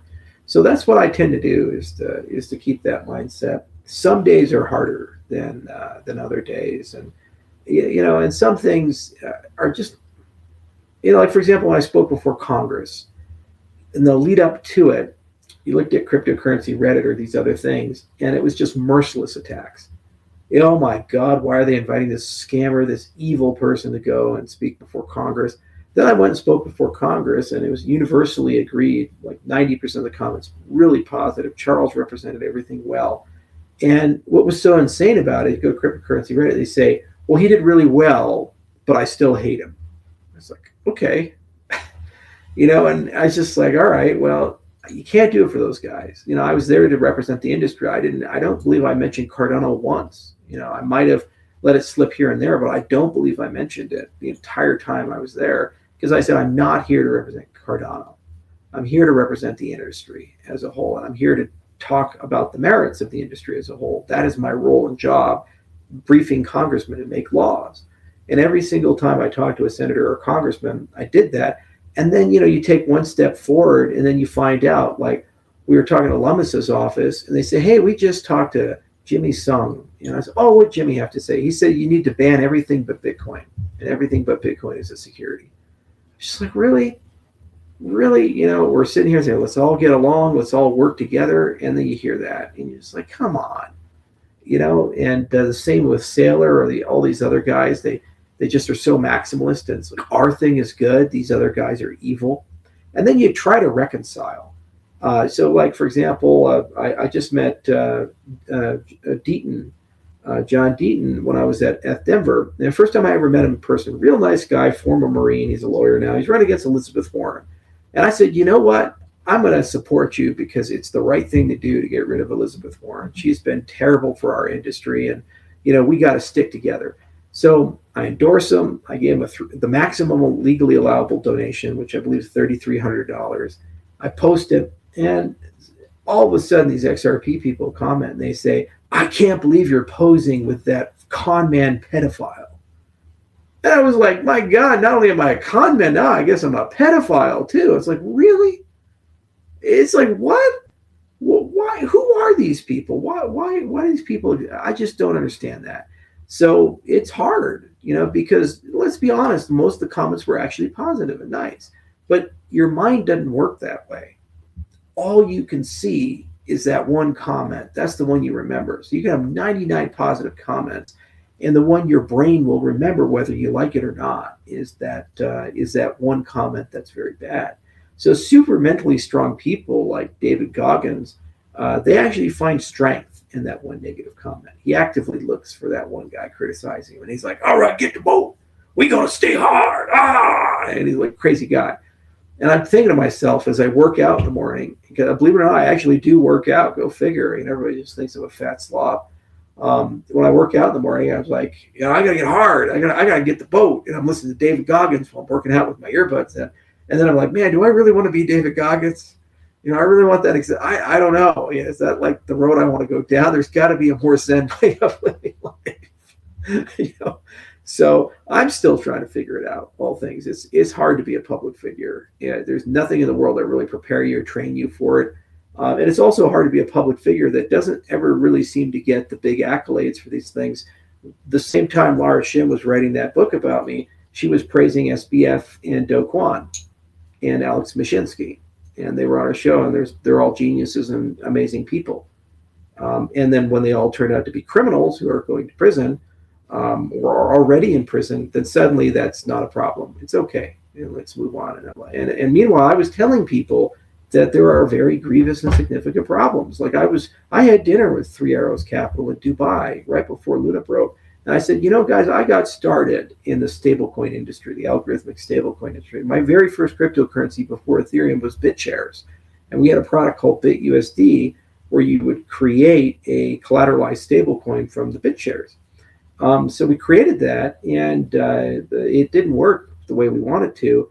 But I'd learned an enormous amount about stability mechanisms. And when I was running the math on Luna, I just said, guys, the minute you have a more than 30-40% decline in a short banded period of time, you'll have bank run. And there's nothing to backstop that. And so you'll have cascading failure in the asset. So I told the guys at Three Arrows Capital, I said, all the models I was looking at, I don't see how this thing can last. And they said, well, we just have to agree to disagree. And we shared it. They still didn't care.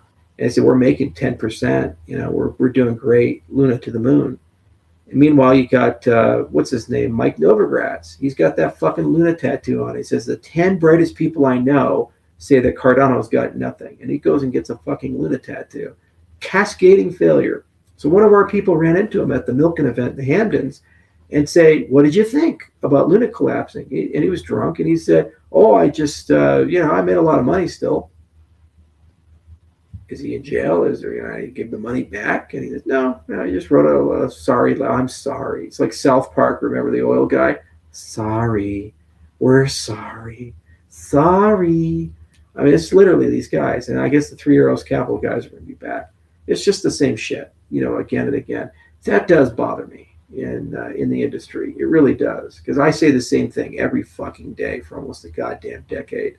And I tell everybody, and there's headline after headline, this and this and this, and then it all comes to be true.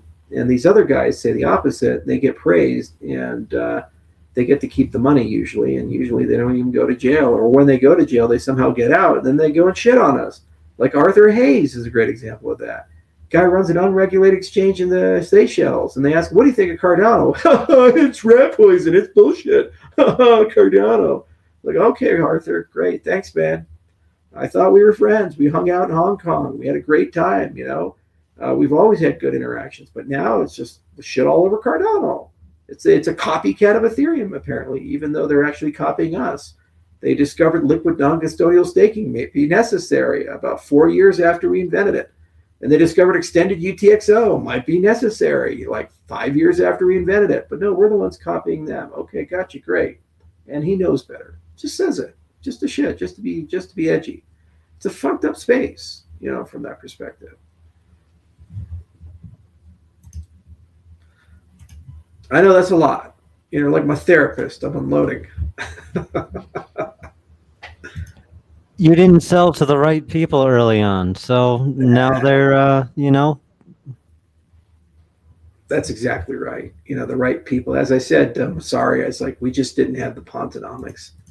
Yeah, sorry, man. We're just not in that club. But that's why we're here, and we love you. This is awesome. That's why Cannot believe you jumped on here. It's just everyone's speechless. We love hearing you talk. Appreciate it.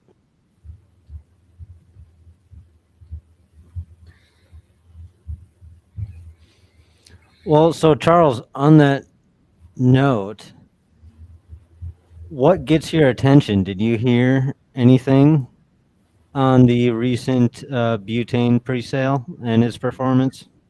Yeah, I saw that they raised twice as much money as Ethereum did. It's kind of funny. We're a ghost chain and there's no activity, but one project raises twice as much money as what Ethereum raised, and that 18 million built a $300 billion ecosystem. Again, it's just moving the fucking goalposts. It's nice that I don't pick winners and losers, but it's just nice to see that there's passion and excitement in the community, one way or the other. A lot of great projects all around, and there's a lot of people working real hard, and I hope they're good stewards. I know how remarkably hard it is to actually launch a project and carry it through, especially in this climate environment. And I wish anybody who has the courage to try to do it well, and I hope they're good stewards. I really do. But I'm glad to see that everything in Cardano seems to be moving forward. I'm a fan of anybody building on Cardano in earnest. I don't care what the hell you're doing. If you're doing a meme coin like SNEC, or if you're doing like a real hardcore serious DeFi protocol, it's all the same because you're building on Cardano. And I love seeing that use and utility there. And nothing in the world makes me happier than looking at extendedutxo.org, eutxo.org, and watching real-time blocks just go one after another, and seeing them filled with stuff. What also makes me so happy is seeing those transactions filled with a whole bunch of stuff. I'm like, wow, that is so cool. All this stuff, transactions per transaction. When I was first using Bitcoin way back in the day, this was the conventional notion of how to build smart contracts, and it's very closely related to state machines and functional reactive programming. Another thing I should know absolutely nothing about, according to my critics. But, I said, well, we need that. And unfortunately, Bitcoin has absolutely no way of getting into that paradigm because it doesn't have the ability to carry state on the chain. So we added that. And then now we have this, and to see it real time when it was being speculated in 2010 and 2011, and actually the Bitcoin script was moving in that direction until they had the inflation bug. And to see it real time actually working is just such a damn privilege. it makes me so happy. So, I don't care the project. It's just cool to watch it. And I can't wait to see how far it goes, especially when input endorsers comes. Because then you're going to be talking about a system that can process tens of thousands of transactions in a very short period of time. Then all these proofs are going to be on the wire, and there's just going to be tons of sidechain stuff and tons of stuff involving layer twos. And it's just going to be batshit crazy to watch that grow.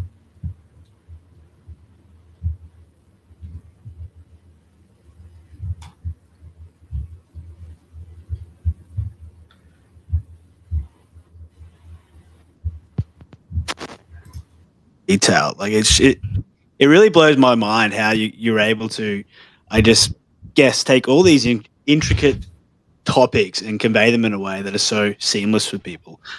So look, oh man, I'm still just like Clutch, wetting myself that you're up here. So thanks so much for dropping by. We've got hands up. And guys, yeah, if you do want to ask Charles a question, please just raise your hand. That's the best way to talk in the space today.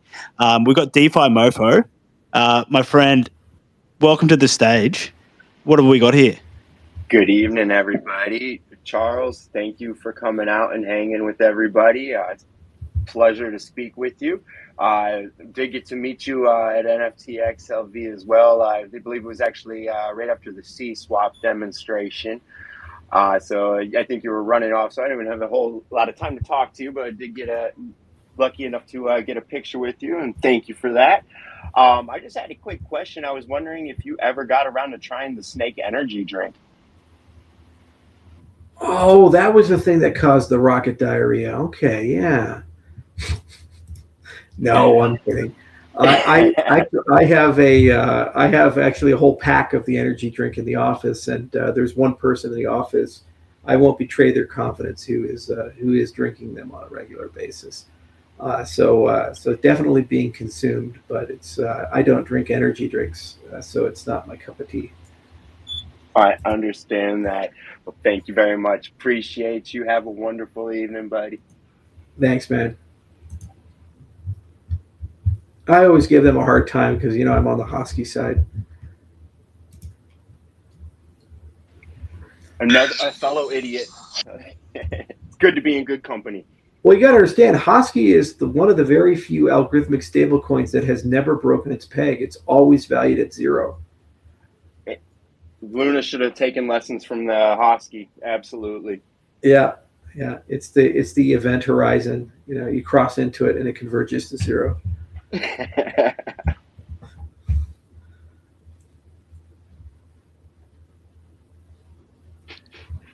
Charles, we got our we were touching just on before about dealing with, I guess, being a public figure and dealing with the negativity in life. But one of those things tools you use. Yeah, sorry, Charles, he does that. Sergeant, Sarge, this is... you're rugging. Bro, this is not a good time, Sarge. What the fuck? Step it up, bro. Well, while Sarge gets his mic back, I think part of what he was trying to say was not only are you our fearless leader, but I profoundly appreciate your humanity.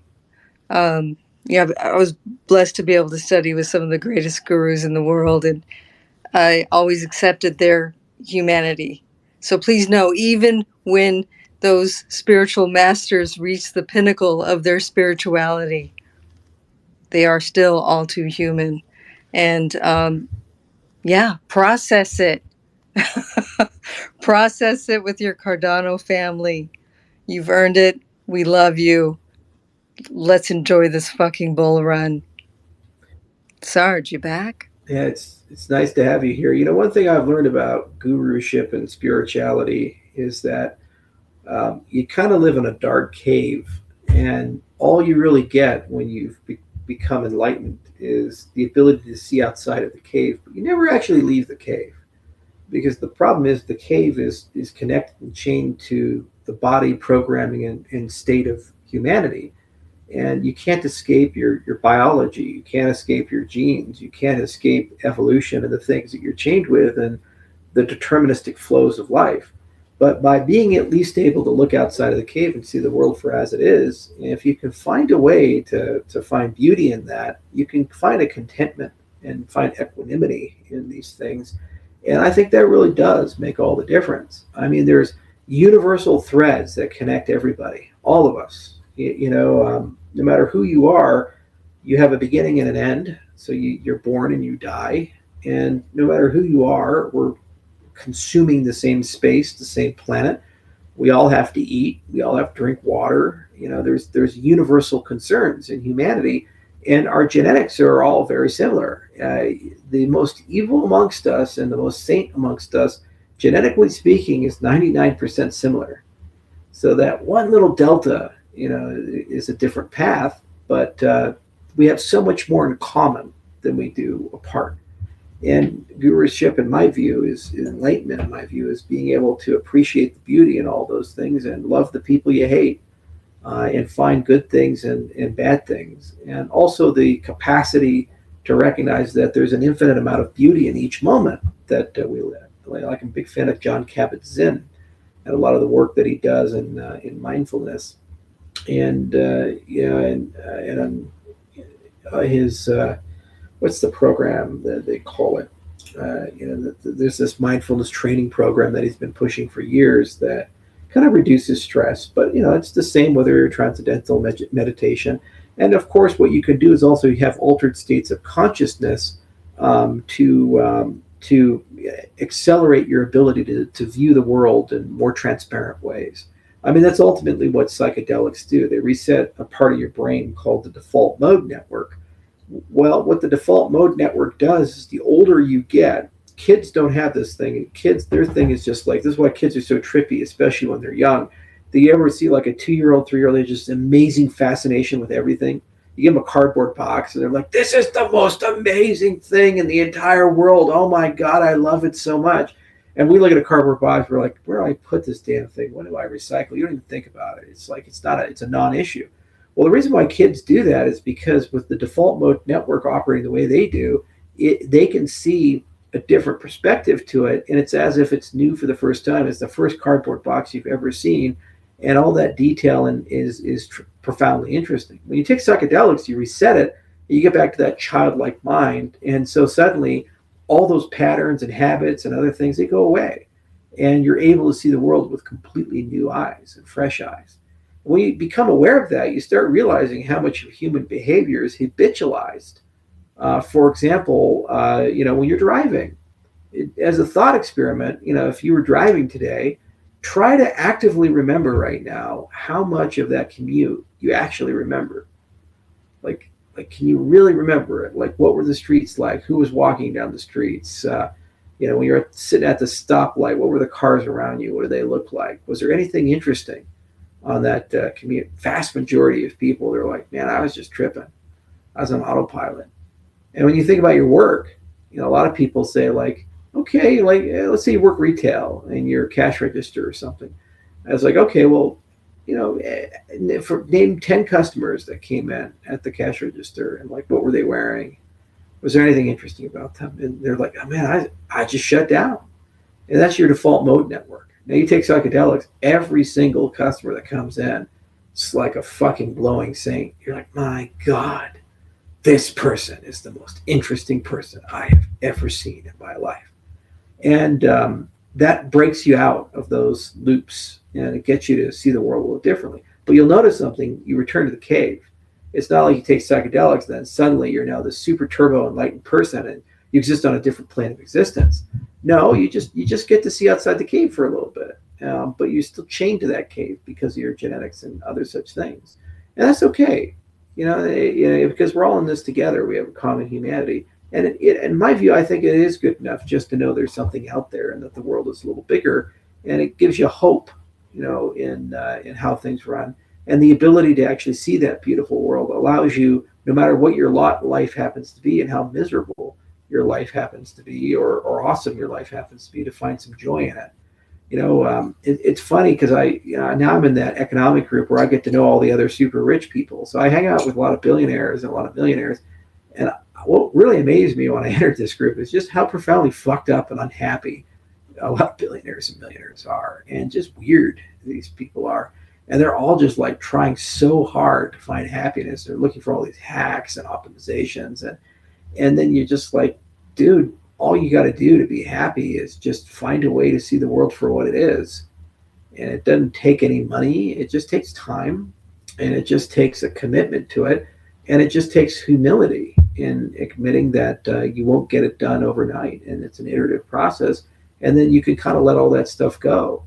And there's clearly things I haven't let go. I'm really bitter about a few things in our industry and space, especially about how many retail people have been hurt, and the perception of the industry as a whole bothers me deeply. And yeah, I have a chip on my shoulder in a certain respect about how I've been treated historically. And every day I work a little bit, letting that go.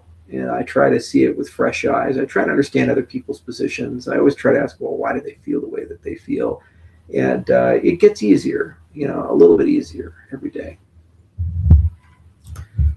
Well, my reset button was your whiteboard lecture. Thanks.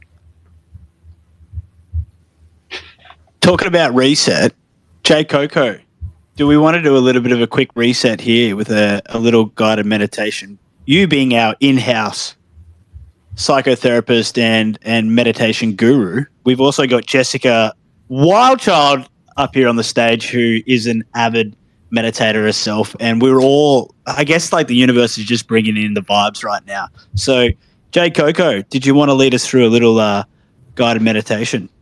Charles, would you be happy with that? Oh my gosh. Sure. Just a few minute meditation. We can take a deep breath and reflect. Jay Coco, I'll leave it with you. Wow. Thanks. All right. Find that breath. Find that breath. Inhale deeply through your nose. Feel your lungs fill with life-giving air. Cocoon in that cave. Hold your breath. Then exhale slowly through your mouth. Release any tension. Repeat this process for a few more breaths. Feel the relaxation as you exhale and reset. Bring your awareness to your natural breath. Don't try to change it. Simply observe as it flows in and out. Notice the sensation of the breath entering and leaving.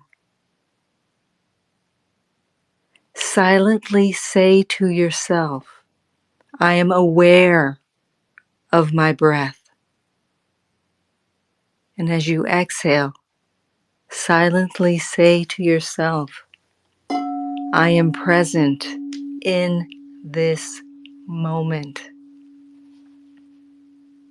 Create your whiteboard. Create your path. Let any negativity flow out of your body, out of your system, transform into what it was meant to be, the creative force that is our Cardano community. Much love. Namaste. Thank you very much, Jay Coco. Whiteboard, the topic, whiteboard. Charles, what is on the whiteboard for you today? Oh, today? Let's see here. I didn't write anything on the whiteboard today. The last thing that I wrote on the whiteboard is I've been going through some AI white papers, and I've been trying to understand more about how they work in relation to various forms of prompt engineering, like, for example, chain of thought and trees of thought and these types of things. Because what I want to do is actually create an AI to help me finish a few projects that I've been looking at. I'm writing a book, and I'm trying to use AI to help refine a few things before I send it to an editor. And it's ironically a book that has absolutely nothing to do with crypto. I'm actually writing a book on the history of ranches in Wyoming, in particular my ranch. And I co-authored it with Mark Jungian, who's a famous historian in Wyoming history, and he's been working on it for about 2.5 years now. And it's really cool. We've discovered an enormous amount of things. Like Teddy Roosevelt used to own part of my ranch. Johnson War was started there. Oh, just all kinds of cool stuff. So hopefully I'll be able to announce that pretty soon. I think people will be pretty excited about it. But it was just like something I stumbled into, and it's been a lot of fun trying to use AI to basically help organize everything and act as a sparring partner to refine things. And what's really cool is that these capabilities are growing exponentially. So I think within 12, 24 months, it's going to be the best research assistant sparring partner. It's called cognitive agent that one could ever hope for. And it's going to really improve scholarship because there's just so many things and references that you just can't get to in an academic work. And with this type of capability, it's actually trivial. And you could run the agents for a very long period of time.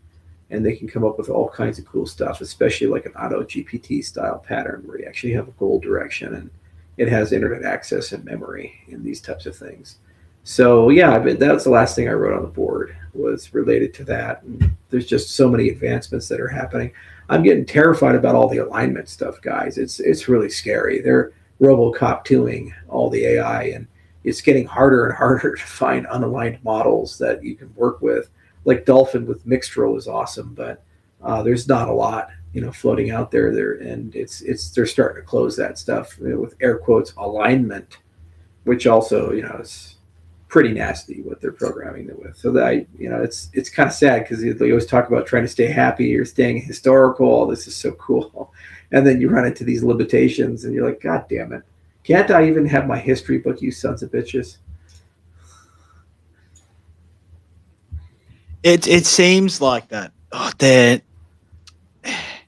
they're almost trying to politically correct the whole algorithm. So on AI models, what's your go-to then? If we're looking for like I guess like a GPT style, a Chat GTP style. Have you tried Grok? What's your go-to? Well, I think the best model in terms of trade-offs, efficiency, and architecture is Mixtral, because it uses a mixture of experts, and it's a very low parameter model. It's only 7 billion parameters, and the inference cost is extremely light compared to the 2 trillion parameter model, which is GPT-4. So it's just like orders of magnitude smaller, yet you get relatively comparable stuff. But it moves so quickly. Like Claude 3 just came out today. And currently, according to their internal benchmarks, but I haven't been able to verify it because it just came out, they're outperforming both Gemini and ChatGPT. My least favorite model is Gemini. I think Google has just absolutely destroyed the utility of that by over-wokeifying it. It's damn near impossible to get anything reasonable out of that model, and you can't even get a picture of the Pope. I mean, come on, guys, this is ridiculous. And I just don't like it. I'm implicitly angry about it. Elon Musk has made some good progress. I guess Grok 1.5 is coming out, and it'll probably be comparable to, kind of a Llama 2.5. I'm very excited about Llama 3. I think that's going to be a great model. And actually, Facebook is using $6 billion worth of GPUs to train it. You can do this when you're Mark Zuckerberg, and they continue to release a lot of these innovations out into the open. So there's a lot to like, and there's still a lot of room to go. And the crux is to how you do the RLHF, and increasingly how you do the automated feedback. So the RLAF, like the constitutional AI concept that Anthropic has. So it's nice that we're making progress as an ecosystem, and it's growing exponentially. But there's still a lot of edge cases. The ability to look back, the ability to do mathematical reason and processing is still not kind of where it needs to be, although there's this rumor that Q-Star apparently solved that problem, and maybe that's what Ilya Sutskever saw. So we'll kind of see, where that's at. And Claude 3 is going to force OpenAI to release something. But from my point, I just care about the philosophical component of it, which is, how do we get out of aligned AI and get back to raw unaligned AI? Because I hate censorship. I hate people inflicting a particular philosophy on me that I may not subscribe to or subscribe to. It's not okay. Like, how would you guys feel if I say the only way to use Cardano is to believe everything Charles Hoskinson believes? It wouldn't be a very big club now, would it? It would be, you go somewhere else. I said the whole Cardano is everybody's. It's a public good. You get to use it any way you want. Okay, so if you want to go release a coin with a snake on it and go and build a whole meme coin culture around it, or an ape society, or if you want to go do Hosky, you can do that along the same token as somebody who wants to put fighter jet stuff on. It's the same commons, and ain't nobody get to say one is more valuable than the other.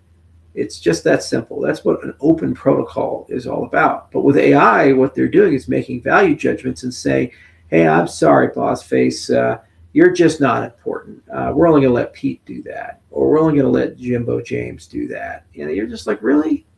So why do you get to decide? One guy I've never met, I know nothing about, is basically that person who gets to decide that. And we're going to give that power not only for us, but for our children and their education in school. Because let's be honest here, every single kid, K through 12, is going to be using GPT for their homework and for their essays and all this other stuff. So their entire perception of history, reality, and how they acquire and work with knowledge is going to be sculpted by these tools. And if those tools have an agenda or bias, it's the single biggest propaganda engine humanity has ever invented. And kids will just believe this is truth.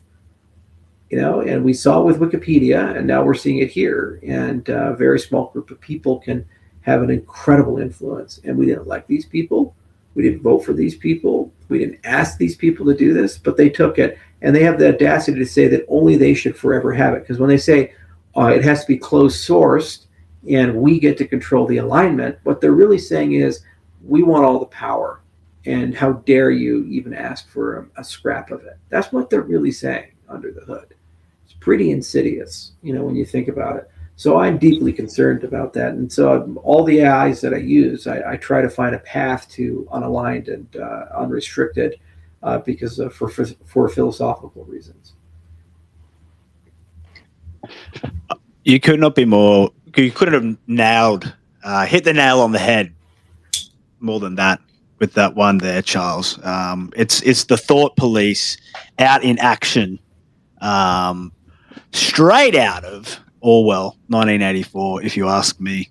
So very well put. And that, you couldn't have said it any better. I think we're all thinking the exact same thing.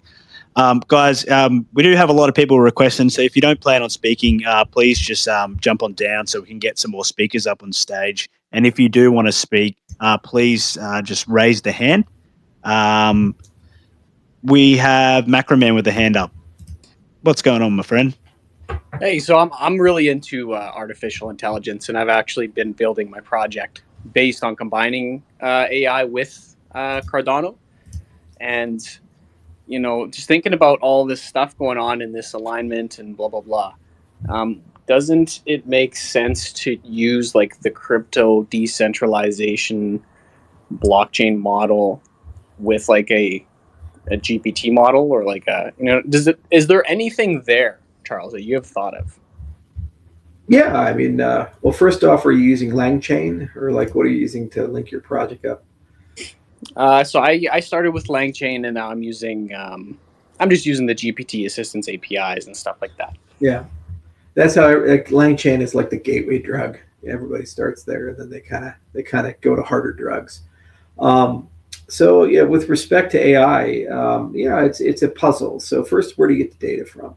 You both have the natural and the synthetic, and what incentives do people have to share? And can you extract value out of data without decrypting it? In a large sense, you'd need something like homomorphic encryption. In a partial sense, you can use techniques like what we use with Kachina. So that's one dimension of it. And the second dimension is where do you get the computing power from? So we wrote a protocol called Useful Proof of Work, but it only works with SAS solvers right now. So to add AI training to Useful Proof of Work would be tremendously useful. And actually, we're already starting to see ASICs form for inference and training, like GrowQ just came out with one, and it's really impressive the results that they have. So I imagine you could create miners to actually do training, and everybody's moving the ASIC direction with AI training. So it's you could create a proof of work based on that. And there's two sides. There's the training of the models, and then there's the inference cost of the models. You need a different form of hardware for inference. It's called neuromorphic computers. And there's a few people building them, like Rain AI is one. Intel has a neuromorphic group, and most manufacturers are moving that direction. Like Snapdragon has some progress that they've made, and Apple's building it. And so I think those will be commoditized in a few years. Then you also need tuning and training, and you can either do that at the module level, but that's typically called RLHF. That's how you align it to be good at something. And there's a whole incentive scheme for that type of stuff. So those are your dApps inside the system. Like you need a different type of RLHF to make it useful for writing a book versus being a doctor or a lawyer, or these type of things. It's almost like writing a domain-specific language. So I've given a lot of thought about it, and we almost have all the primitives we need. I think you, within 2 to 3 years, using the partner chain framework, could build something like this. And frankly, it's probably a project I'll do, after midnight and these other things. Right around the same token as building a decentralized social network, I'm really passionate about liberating and making sure that these things are unrestricted. And I'm deeply, deeply concerned about the directionality of it. The problem is, guys, that hiring AI researchers is the hardest thing in the world to do right now. You would have an easier time hiring nuclear physicists to make nuclear weapons than you would to hire a good AI researcher.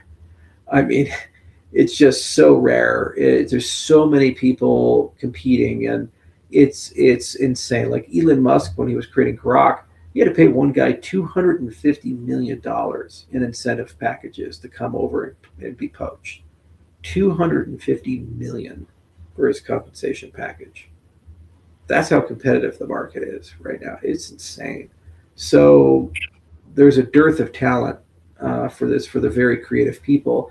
So what will have to happen is you have to, at the academic layer, not innovate but commoditize.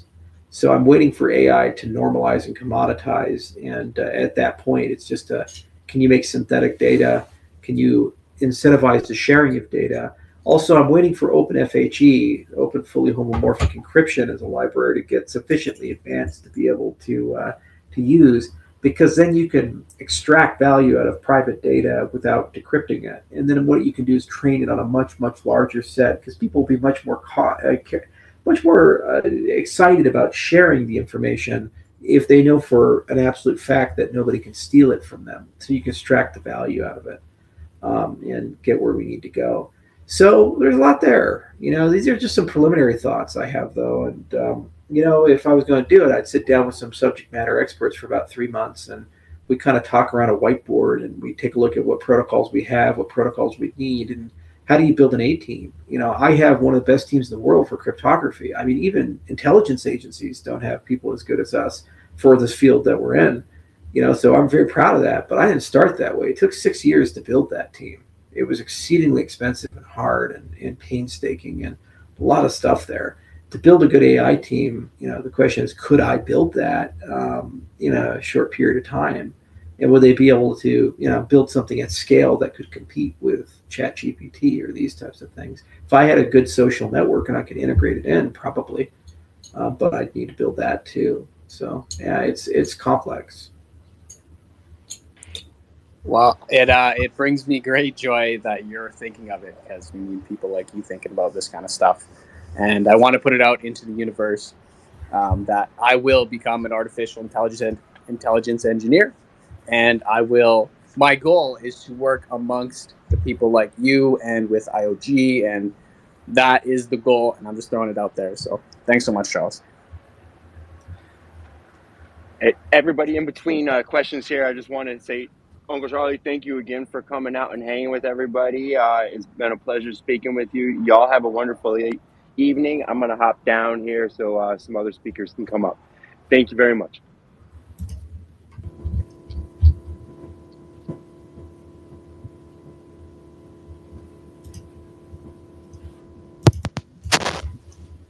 Catnip, there we go. Welcome to the stage, my friend.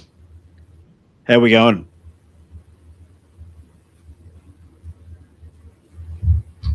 Nope. Catnip is the CEO of Boss Cat Rocket Club. He's just getting his microphone working because he wants to talk to the big boss.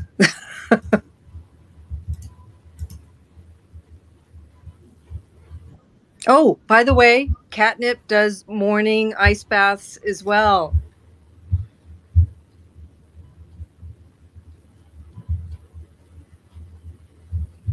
Very excited that people are starting to get into the ice baths, man.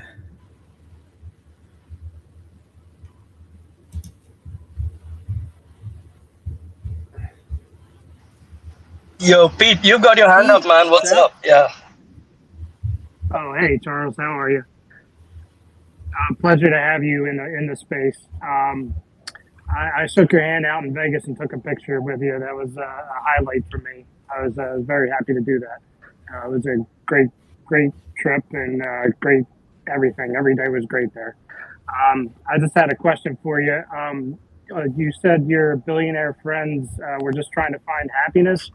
I was wondering what the consensus is as far as a possible cyber attack or EMP attack in the U.S. this year between them and you, and your opinion on that.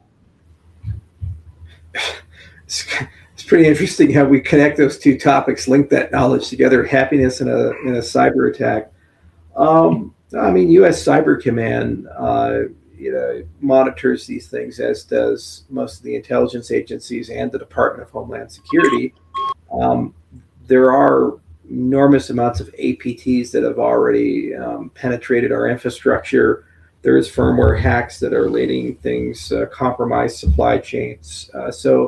I mean, we're under constant cyber attack every single day at every level of the U.S. government and also the defense contractors and all major Fortune 500 companies. So it's not a case of are we going to be attacked or not. We're being attacked on a daily basis. And we attack other near peer actors like China and Russia on a daily basis as well. The cyber war is very hot and very pervasive. I mean, they're even getting good at private data exfiltration. For example, they're able to penetrate air gap systems using very creative means. Person programmed a microphone to listen to frequency changes in processors, and they're able to decrypt a PGP key from it. So that's pretty remarkable. And that was Mortimer's lab over in Israel that figured that out. Most people, when they think about a cyber attack, they think a cyber attack will occur that causes a catastrophic event. For example, shutting down the power grid or grounding a bunch of planes or launching a nuclear weapon.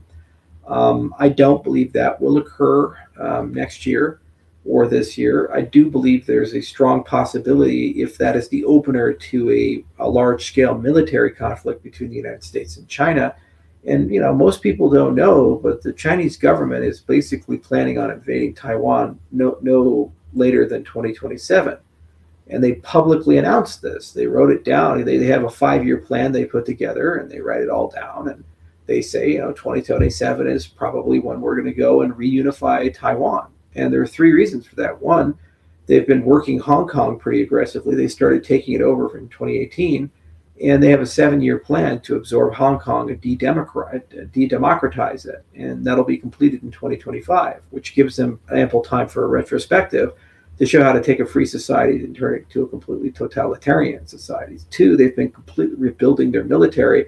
They've developed carrier-killing hypersonic armaments. They're training 1 million Marines.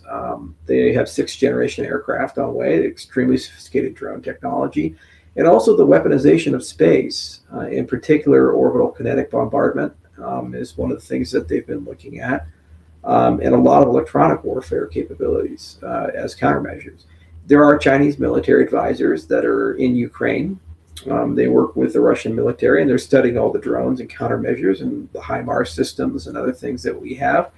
And so they're getting very, very attuned to our capabilities. And they certainly, every time we have a misstep, they get involved and acquire our hardware.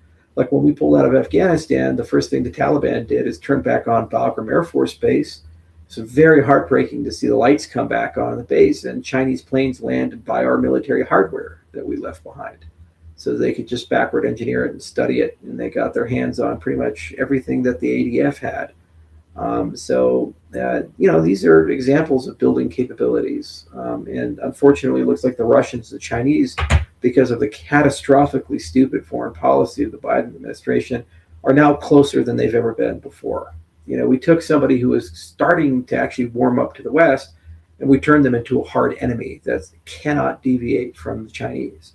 Because the Russians had two choices, trade with the West or trade with China. And they were actually much closer aligned to the West than they were China, because they share a giant land border with China and the same places that they want to have a sphere of influence over, the Chinese do.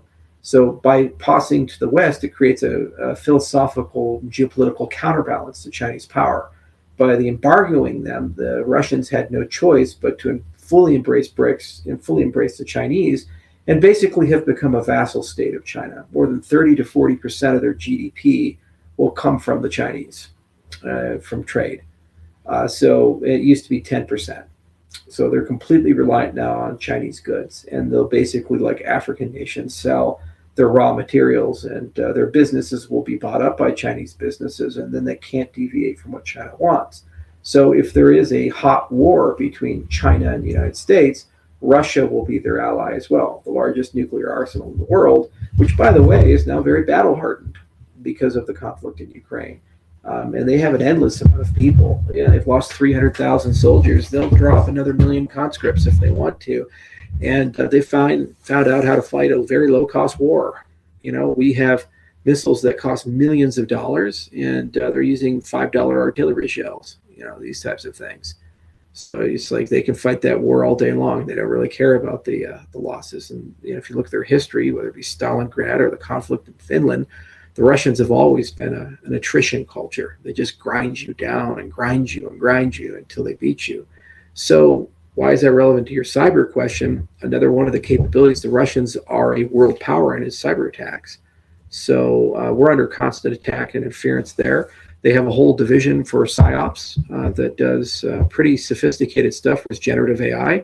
So we will see in every election, local and federal, deepfakes used and propaganda used that's near indistinguishable from normal things to persuade the public one way or the other way. And it doesn't help that a lot of the propaganda that they use is always sprinkled with or laced with truth.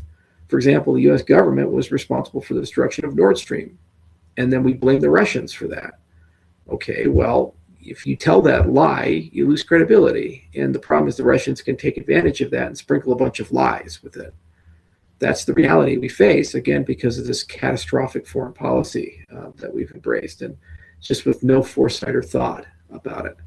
So I'm concerned about it. I'm concerned about the integrity of our election systems. We still have not fixed the voting machines. We still have not resolved our infrastructure security at any level. It's very patchworky. And I'm also deeply concerned that there doesn't seem to be any real urgency in the legislative branch to resolve this. You have sitting congressmen that had affairs with Chinese spies, and they're still sitting congressmen. And they revealed classified information. It was Eric Swalwell. He was sleeping with a Chinese spy, and he's not impeached. He's not removed. He still has a security clearance, still has access to top secret information. And the problem is these guys just use normal phones. They have very limited OPSEC, and yet they're given classified information. So that's been hacked, and that's almost certainly in the hands of near powers, and it's there. So no, it's sad. But you have to understand who runs the government, like 70-year-old people, 80-year-old people right now. Do you think they're cybersecurity experts and they're digital natives? No, they're not. And so why should we expect them to be particularly good at these things? And unfortunately, there's too much fragmentation still in our intelligence agency. We have 16 intelligence agencies in the United States. And after 9/11 happened, they wrote this big report, and they said, what we should do to solve the problem of having 16 intelligence agencies in the United States? Let's go ahead and create another intelligence agency, the Director of National Intelligence. That'll solve the whole problem. And everybody's like, yeah, okay, we all report to them, and they'll aggregate all the information. And the CIA says, oh, actually, we don't want to report to the DNI. We're still going to go report to the president and be fragmented. And then the military got upset about it, and they're like, well, if you do that, JSOC will have its own intelligence groups that don't report to DNI, like the activity group. We'll have tier 1 operators that do intel ops that don't reconcile with DNI. It's like, oh, okay, so you know what we should do? Let's create another intelligence agency to solve that problem. It's just the U.S. government. So nothing gets done. And we spend a lot of money. My God, so much money. So yeah, it's heating up. Space is heating up too. As I mentioned, orbital kinetic bombardment, like rods from God, is the common notion for that. There's also a lot of satellite killers that have been deployed. That's why the U.S. created Space Force, but the Russians have been deploying a lot of capabilities, as have the Chinese, and these capabilities are quite challenging. And they provide a lot of problematic things. A lot of cool innovations in directed energy weapons as well, and those can be used very discreetly and subtly. Remember the Havana syndrome, where all those guys in Cuba developed weird hearing symptoms and things like that. Those were testing of directed energy weapons on our State Department people. So it's just a goddamn mess. That's the summary of it. It's just a mess. And I wish more competent people were in charge, because the world works better when America is strong and we can force people to the table and have peace.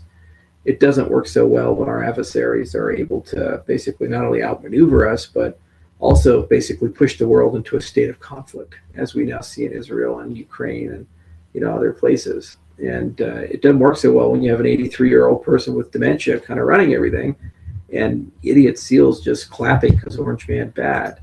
I mean, Trump wasn't much better, but Jesus Christ, it's just a bad situation all around.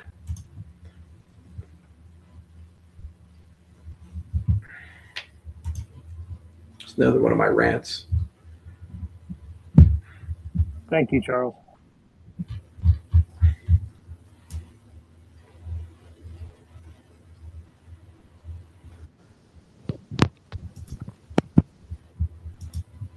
Am I back? It's truth. You are back. Okay. Thank God. All right, sweet. Sorry, my microphone, the converter ran out of battery, so that's why I was here talking to myself. Great question, Pete. And I mean, that's a topic we could go on for hours about. Myself and Catnip. I'm an expat living in Taiwan. Catnip, a Taiwan native. I'm not sure if he's here yet, ready to speak. But it's definitely something, that's in the back of my head every now and then, thinking about, what to do if something were to break out. I know I had a friend, he went over to Ukraine. And he's documented the war over there. He's actually putting together the documentary. And now he's moving his whole family back to the United States because of the tensions with China, right? So he's preparing for that now. He's already sent his son back over there, and then the rest of them will eventually move, because he saw the parallels between, this is what he's saying, the parallels between the war in Europe, Ukraine and Russia, and the tensions growing here. So, Catnip, you got your hand up. Welcome.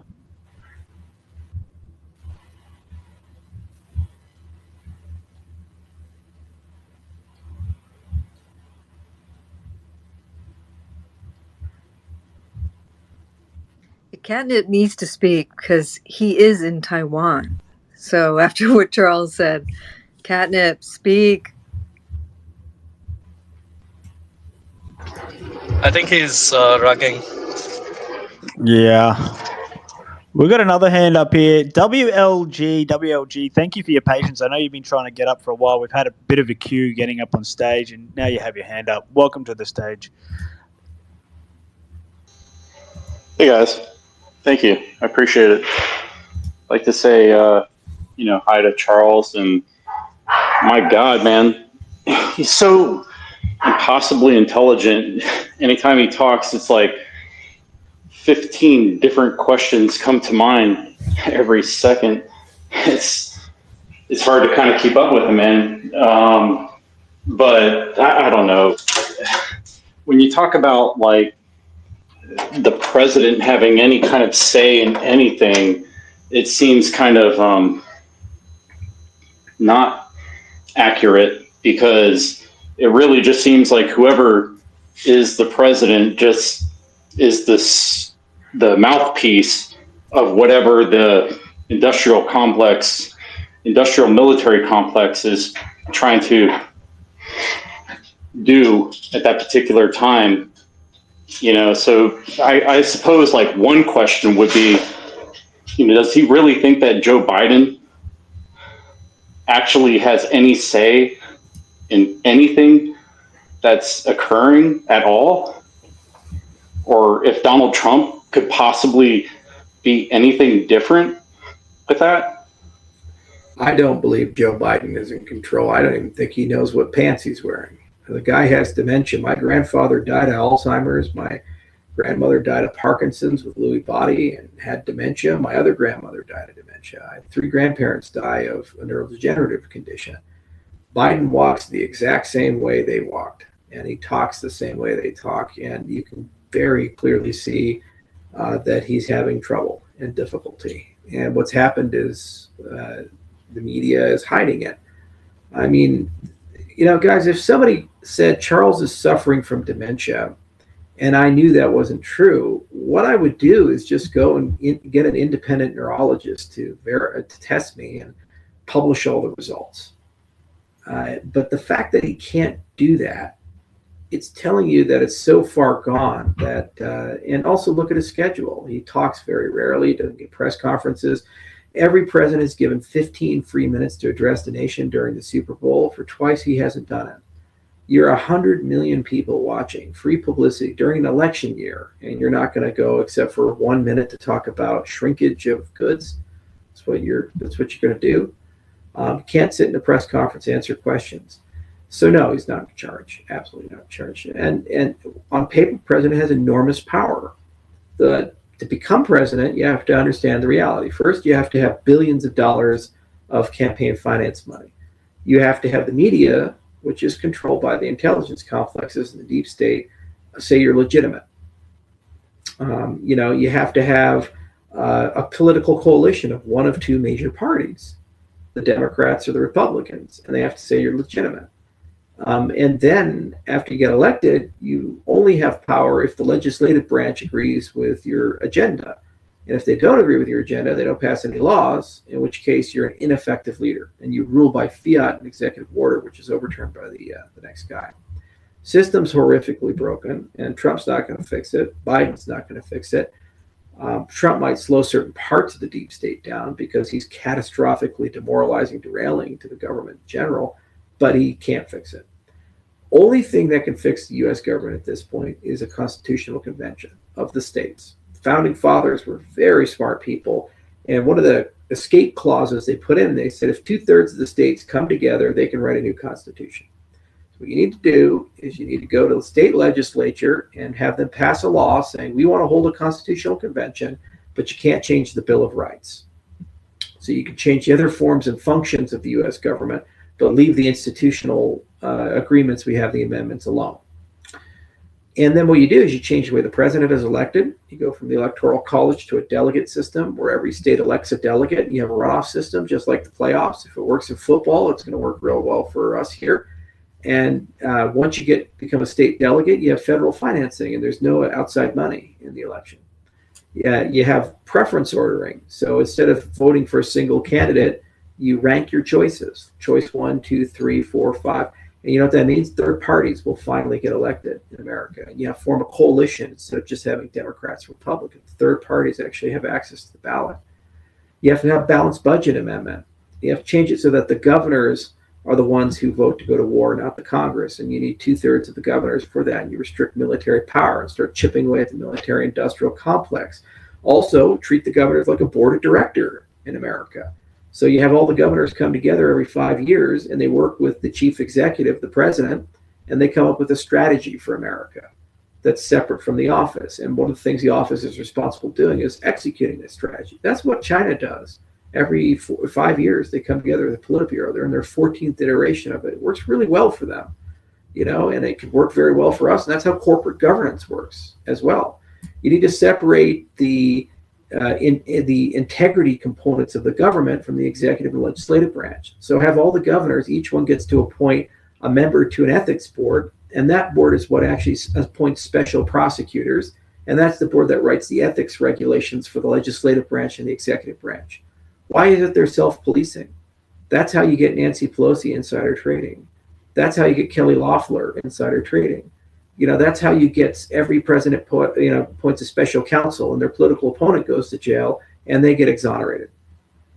That's what you need to do. You need to separate the ethics components with it.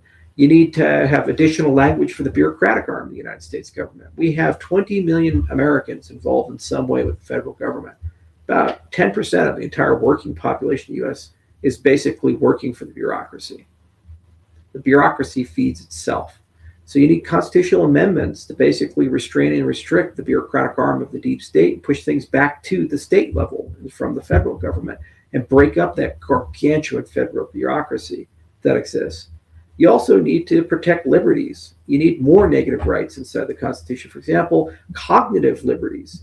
Do you know that in China right now, they are beta testing technology to read people's thoughts at the granularity of whether they accept or reject communist propaganda? Right now, they're beta testing hats that factory workers are wearing, and they expose them to communist iconography and G and these things. If they don't like it, they get a negative social credit score. If they do like it, they say so. We will be able to read human thoughts within 10 to 20 years. What constitutional protections do you currently have to make that illegal at the government level? None. That's an example of cognitive liberty. I do genetic engineering of plants. Guys, that same technology is going to be used to make designer babies in 10 years. That's coming. Are you comfortable with that? Are you comfortable with cloning? Like, what if I go and take George Washington's DNA and go make like Washington 2? Is that okay? What if it's like your dead brother? You say, well, he's dead. I'm going to take his DNA and make a clone of him. He was a good basketball player. Do we have any protections against that? None.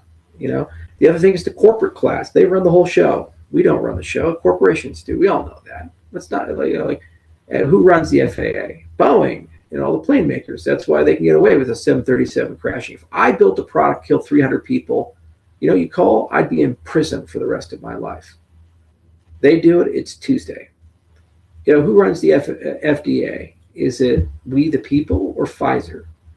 How's your 26th booster working out for you? And who runs the Federal Communications Commission? Is it we the people or T-Mobile and Verizon and AT&T? Name one fucking government agency that is not controlled by big business. It's all controlled by big business. Obama was supposed to be the great hero. He gets elected. It's 60 senators, supermajority in the Congress, supermajority, a party line vote, passive vote that everybody has to wear a purple hat on Tuesday. And lo and behold, what happens? He puts Timothy Geithner from the Federal Reserve of New York as the Treasury Secretary, and the swamp creatures and Wall Street guys get to basically fix Wall Street. And not a single banker went to jail of prominence. And he was Mr. Outsider, right? Can't get much more outsider than a guy whose middle name is Hussein, and he's completely new. The guy couldn't even go to floor pass in 2000 to the Democratic National Convention. He was the ultimate outsider. Put him in, the political system grinds him to dust, and it becomes basically the same as Bush at the end of the day. When you really dig into it, you look at the policies that matter. So, how about RFK? Oh, RFK, I like that guy a lot. I saw him at F Denver. And here's the thing. They deny him Secret Service protection. It's a message. They're doing it on purpose. They killed his dad. They killed his uncle. And he is a major candidate that's polling above 10, 15% in a high-risk category. Yet Nikki Haley gets Secret Service protection, and he does not. It's a message. America, if you are running and you actually can change something, they'll kill you or destroy you. You're going to wake up one day and be a dog fucking pedophile. They'll find a way. And with deep fakes, goddamn, they can make it happen. The only way you can get out of it is we, the people, have to rise up at the state level, and we have to pass a constitutional convention, and you can't kill us all. And that's the only way I think we can legitimately change things. It's good to have protest elections. I participated in one with Ron Paul. We went the distance. We raised more money than anybody else. We did amazing things. We even had a fucking blimp, the Ron Paul blimp. And at the end of the day, in 2012, when we had the momentum, We had a lot of delegates. You know what the Republican Party did? They changed the rules on the floor against their own rule committee to make sure that we weren't allowed to speak. Remember that. So RFK will go pretty far. They'll keep him off the ballot. And if they can't keep him off the ballot, then they'll come at him in every direction since Sunday and attack him and say he's the most extreme person. He won't be included in the debates. Even if he is included in the debates, they'll find a way to tar and feather him as much as humanly possible. And by the way, there probably won't even be debates between Trump and Biden. So of course there won't be a debate between RFK. And then he'll get 10 to 15% of the vote. And what will happen is the totality of the Democrat Party will turn on him saying he spoiled the election for Trump and gave it to Trump, spoiled it for Biden. And that's his legacy. He's the Ross Perot of the Democrats. Instead of, well, maybe just maybe there's an appetite in America for peace. Maybe just maybe there's an appetite for America for sound medicine and having a serious national conversation about the mRNA vaccines. Maybe we should have a real conversation about the military-industrial complex and our drug policy and our border policy and how we treat people, private prisons, all these things that we've done that are really horrible and dehumanizing. But that's not the message. The message will be, he is the man who made the orange man come back. Oh no, look how evil he is. Never try it again because orange man bad. That every single day will be what Rachel Maddow says on MSNBC. And Chomo Como says on CNN, if he's still there. You see, and so you can't change it. You have to change it with a constitutional convention. And that's how we actually get it done. We'll get real political diversity and we can break up all this stuff. And I think it'll fix the country. But you have to have the right tools. So Cardano, what are we doing? We're doing a constitutional convention. We're learning how to write a constitution. What are we doing? We're creating governance tools. We're learning how to write governance tools. You meet all these fucking kids, 18 years old, and they tell you they know how to run the world. And they can't even make their own goddamn bed. So, I can't sit here and lecture you guys and say, this is how we're going to change America, unless I do it myself. And only after we have built the best government in the world on Cardano do we really have the right to say, hey, this is how we should do it in America. And you're damn right we're going to do that the minute we do. Because we deserve that. We're Americans. It's a good country. There's good people here. People often ask me, are you going to be like Roger Ver and rescind your citizenship? And I'm like, where would I go? I've lived in Switzerland and Japan. I've lived in Indonesia. I've lived all around the world. And you know what? My home is America. I have a ranch in Wyoming. I'm going to die there. That's my place. I don't care how bad it gets. You stay and fight no matter the cost. Because there's nothing in life worth fighting for more than what we've built here in this country over the last 200 years. It is a country that was founded on very risky principles, and every single person who founded it, they literally put their name on a document where if they lost, they would be hanged. It's impossible not to be. The Declaration of Independence basically was the OG middle fucking finger, and they shipped it to the King of England and made sure everybody saw it. Can you imagine that? Like you ship to a king, hey, by the way, fuck you. And you're like, okay, so after you lose, you know what's going to happen? You have to die because the king needs to basically preserve his power base. And we did that. And the guy who led the revolution, all the British generals were sitting drinking wine saying, how's the battle going? And George Washington was literally on the front line. There are, in the Smithsonian and other places, you can see his uniform with bullet holes in it. This guy was like there every day in the cold, didn't have shoes, all this shit. And he was just like, I'm just going to get this done.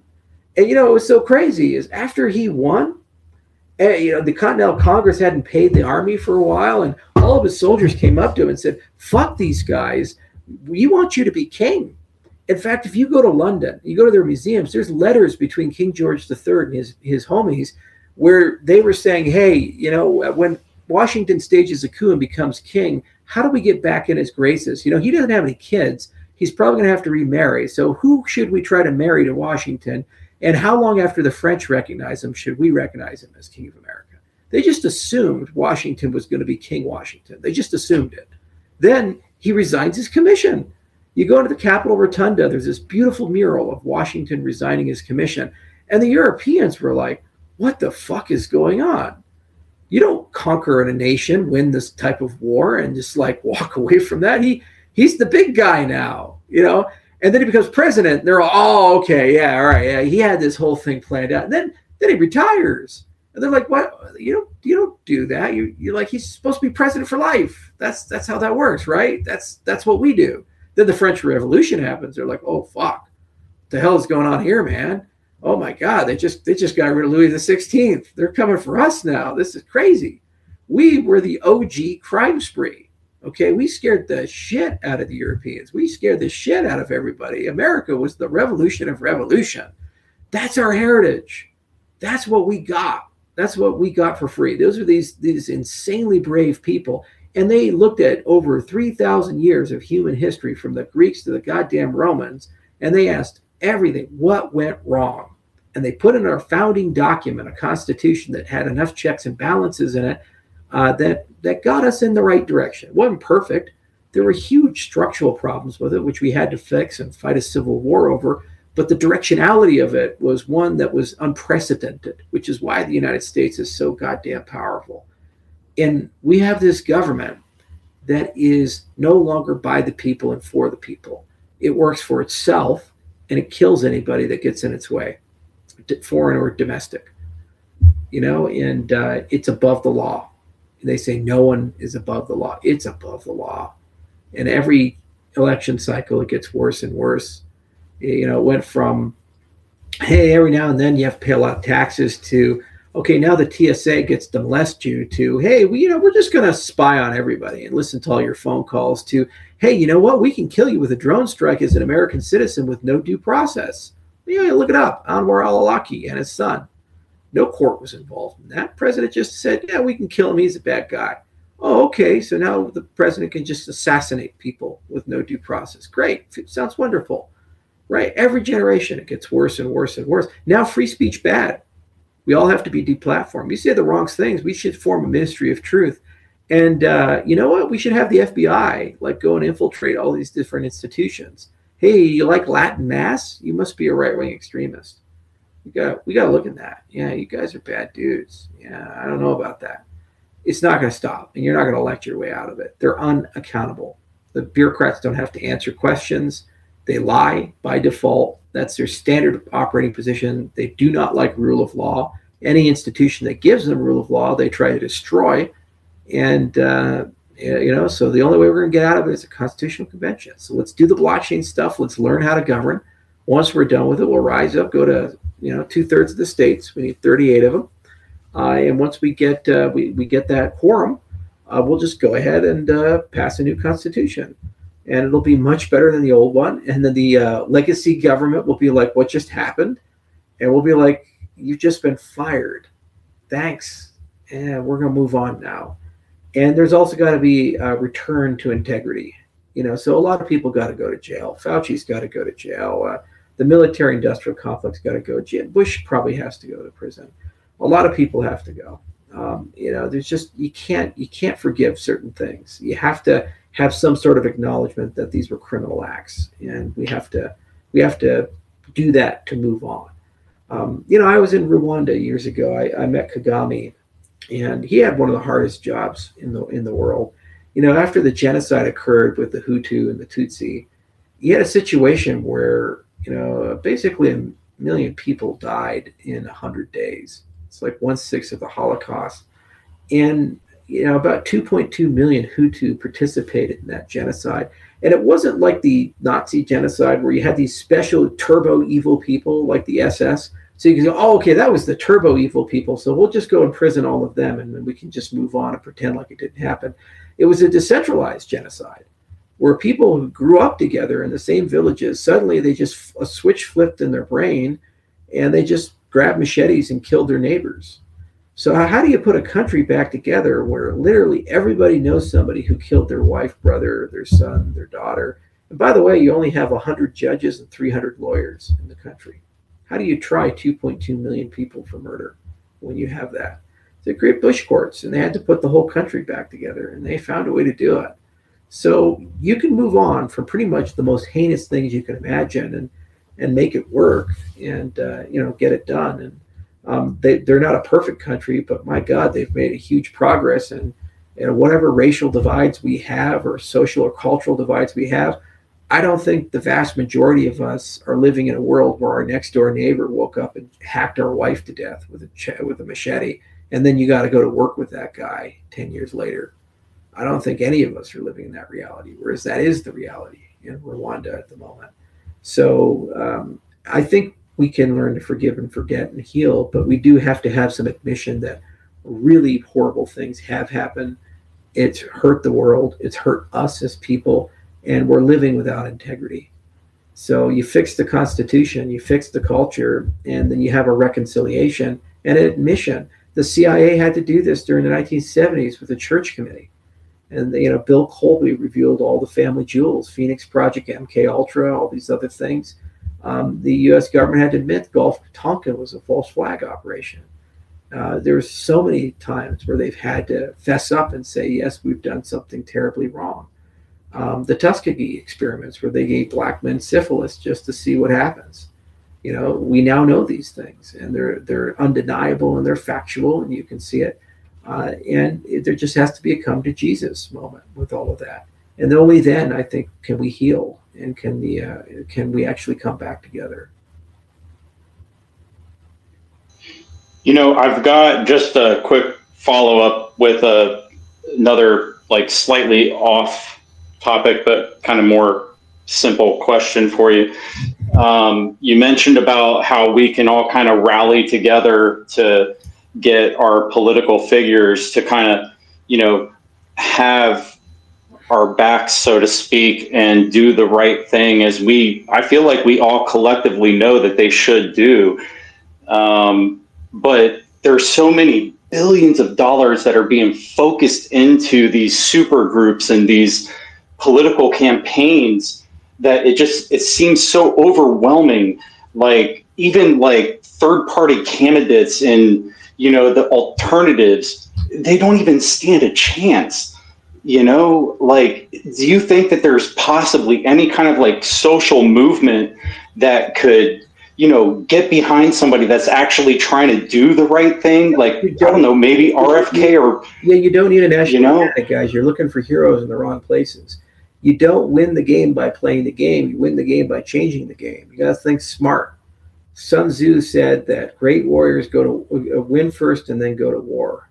Bad warriors go to war and then try to win.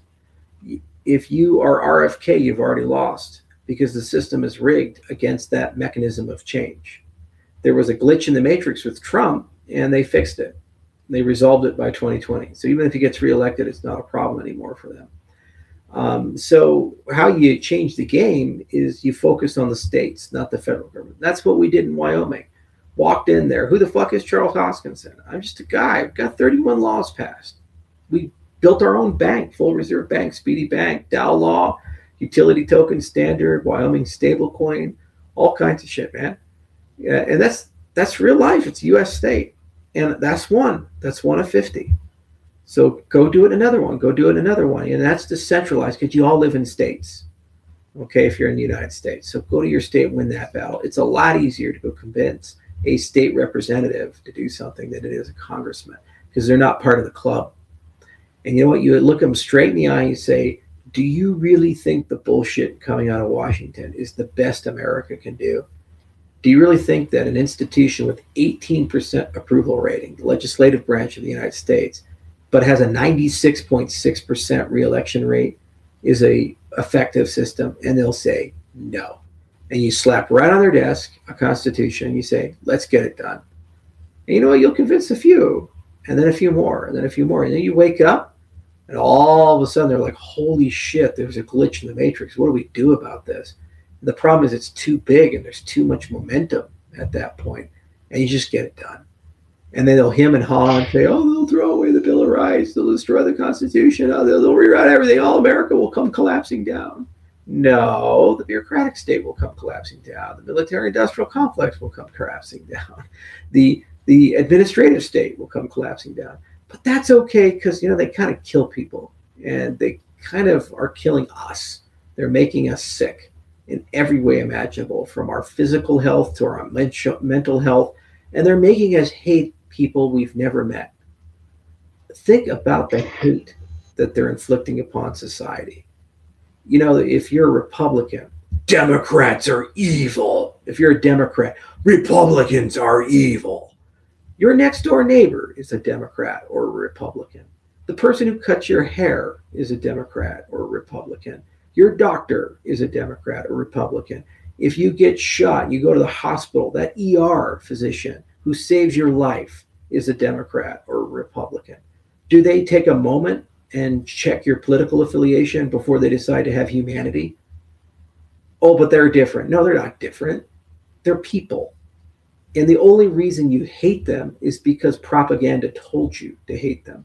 And the only reason the bureaucratic arm of the state can maintain its power is they make you hate the person that the other party just enough to excuse the insanity of what they do. And so never forget that. That's where it's at. So we just go state by state, and I've already proven you can change it. And if it works in Wyoming, it'll work in Nebraska. If it works in Nebraska, it'll work in Kansas and South Dakota and North Dakota, all those flyover states that the coastal elites think are nobodies. Well, there's enough of them that you can actually get a sizable majority of the American population to get here. And once we get close enough to it, it's a wake-up call, and then it's too late by the time it goes. And by the way, you don't need a single federal participation. Constitutional Convention has zero federal participation. No Supreme Court. It's actually above the Supreme Court. No president, above the president. Doesn't matter who's president. Above the Congress, above the Senate. It's completely above them. And the minute you ratify a new constitution, you know what it translates to? The current president, current Congress, current Supreme Court are unemployed. They literally get fired and replaced with a new Congress president. However, the Constitution specifies that. Pretty cool, huh? It's the founding fathers. Yeah. The guys who put their name on a document that was a death word if they lost and had the bravery to actually fight in the front of the line instead of the back of the line, they were smart enough to put an escape clause inside the U.S. Constitution. We've never dared use it because it is the nuclear weapon of politics.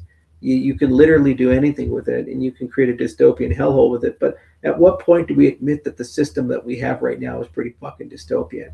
Where 10 corporations can control everything you think and feel. The military can do anything it wants. They now can force vaccinate anybody and force you to have papers to go places. And that's just what they're doing in 2024. And by the way, your money's going to be worthless in 10 years. At what point do you say, fuck it, we don't have anything to lose. Let's go try something different. Charles, it reminds me of like the video where they show the tiny little domino that topples all the way up to building size domino. It's very much what you just said, and so many things tonight that you've said. I mean, look, man, I'm not like a fanboy or anything, but you've really just given me chills so many times tonight. Like, I really love and appreciate everything that you've done for all of us out here and kind of like paved the way for not only the right way to do things, but, how to talk to people. And, if we did actually all kind of gather around that same kind of ideology and just, contact the appropriate people and do those right things, that first little domino could drop and it could lead to a cascading effect that could change our whole country for the better. And it really needs to happen.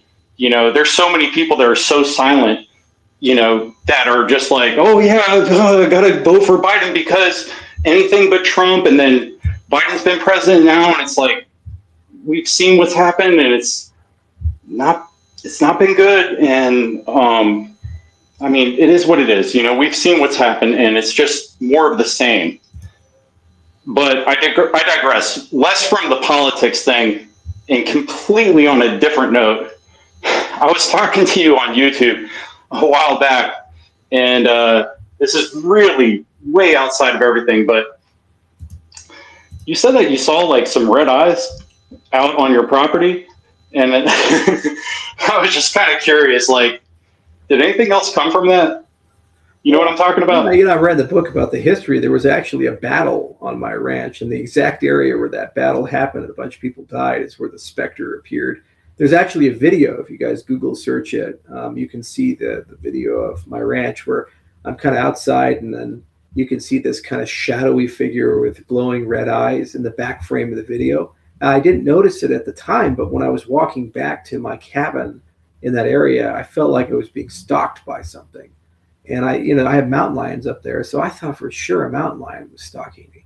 And then I showed the video because I was taking video of the snowstorm that I was in, to somebody, and they're like, "What the hell is that thing with the red eyes?" And I looked at it and I was like, "Ooh, that's no good." Sure enough, the exact area in 1873 where Calvary Battle occurred. So pretty cool stuff. Nice little haunted ranch. Yeah, but there's plenty of stuff there. We've discovered woolly mammoth bones on the ranch and all kinds of interesting geology. There's probably burial caves somewhere in the mountains. You never know. So there's a great history there that I really enjoy. But if there is a spirit world, just be at peace with it, and it'll be at peace with you. You're never a master of land. You're just a custodian of it, and you have a moral obligation to do right by it. So you heal the forests, and you clean up the garbage, and you make it a peaceful place, and you try to surround it with a positive vibe, a positive energy, and that's all it really needs. When you see these types of things, usually they're scars that haven't quite healed, and they just have an outpouring of negativity. And you don't solve that with fear; you solve it with love. You have to be tender, and nice to the land to be able to resolve that. So it's 11,000 acres. There's certainly a lot of scars that are there, but every year we add a little bit more and we change a little bit, and hopefully we're good custodians of it, and we're preserving it for the next generation. That was beautiful, man. Anyway, it's 11 p.m. I got to get up at 5 a.m. Good night, everybody. Thank you so much. Charles, man, thank you so much. Really appreciate you dropping by. We're all just speechless that you popped by this evening for yourself, this morning for us. It's been an incredible chat. I'm going to cherish this for a long time, and I really hope that I get to meet you one day. It's very far trip to the US to get over there, but I'll hopefully be out there for NFT XLV next year, or this year. So appreciate you so much. Thanks for what you're doing for Cardano and crypto and for the world in general. You're the man.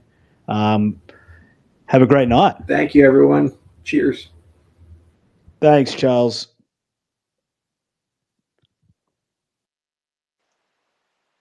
Bro, holy shit.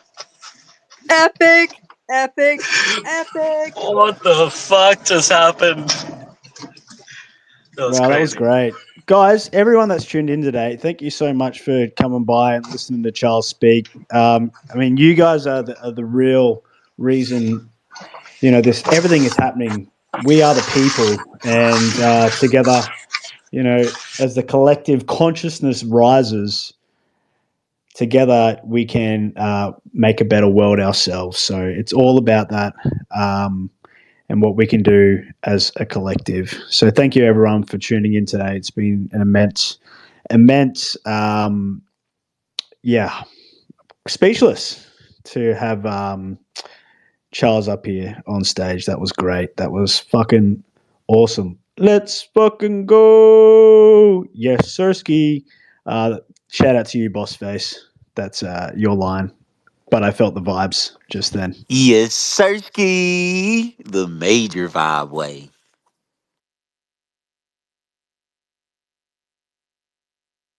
Bro, that was kind of nuts. So it was like 8 of us in here just shooting the shit, and this place filled up quick as soon as Charles hopped in here.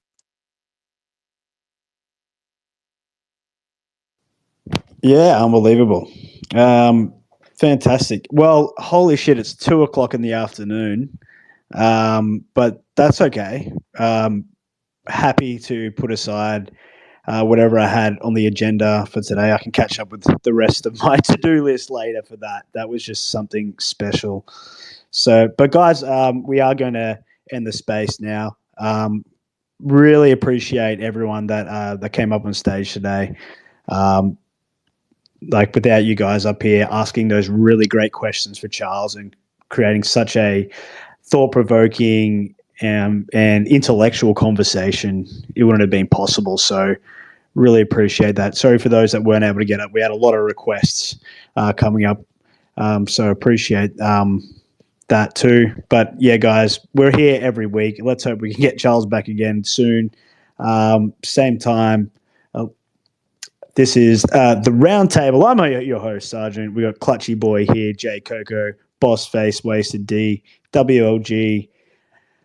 Give everyone on stage a follow. Make sure you tune in next week for another episode of the Roundtable. Bye for now.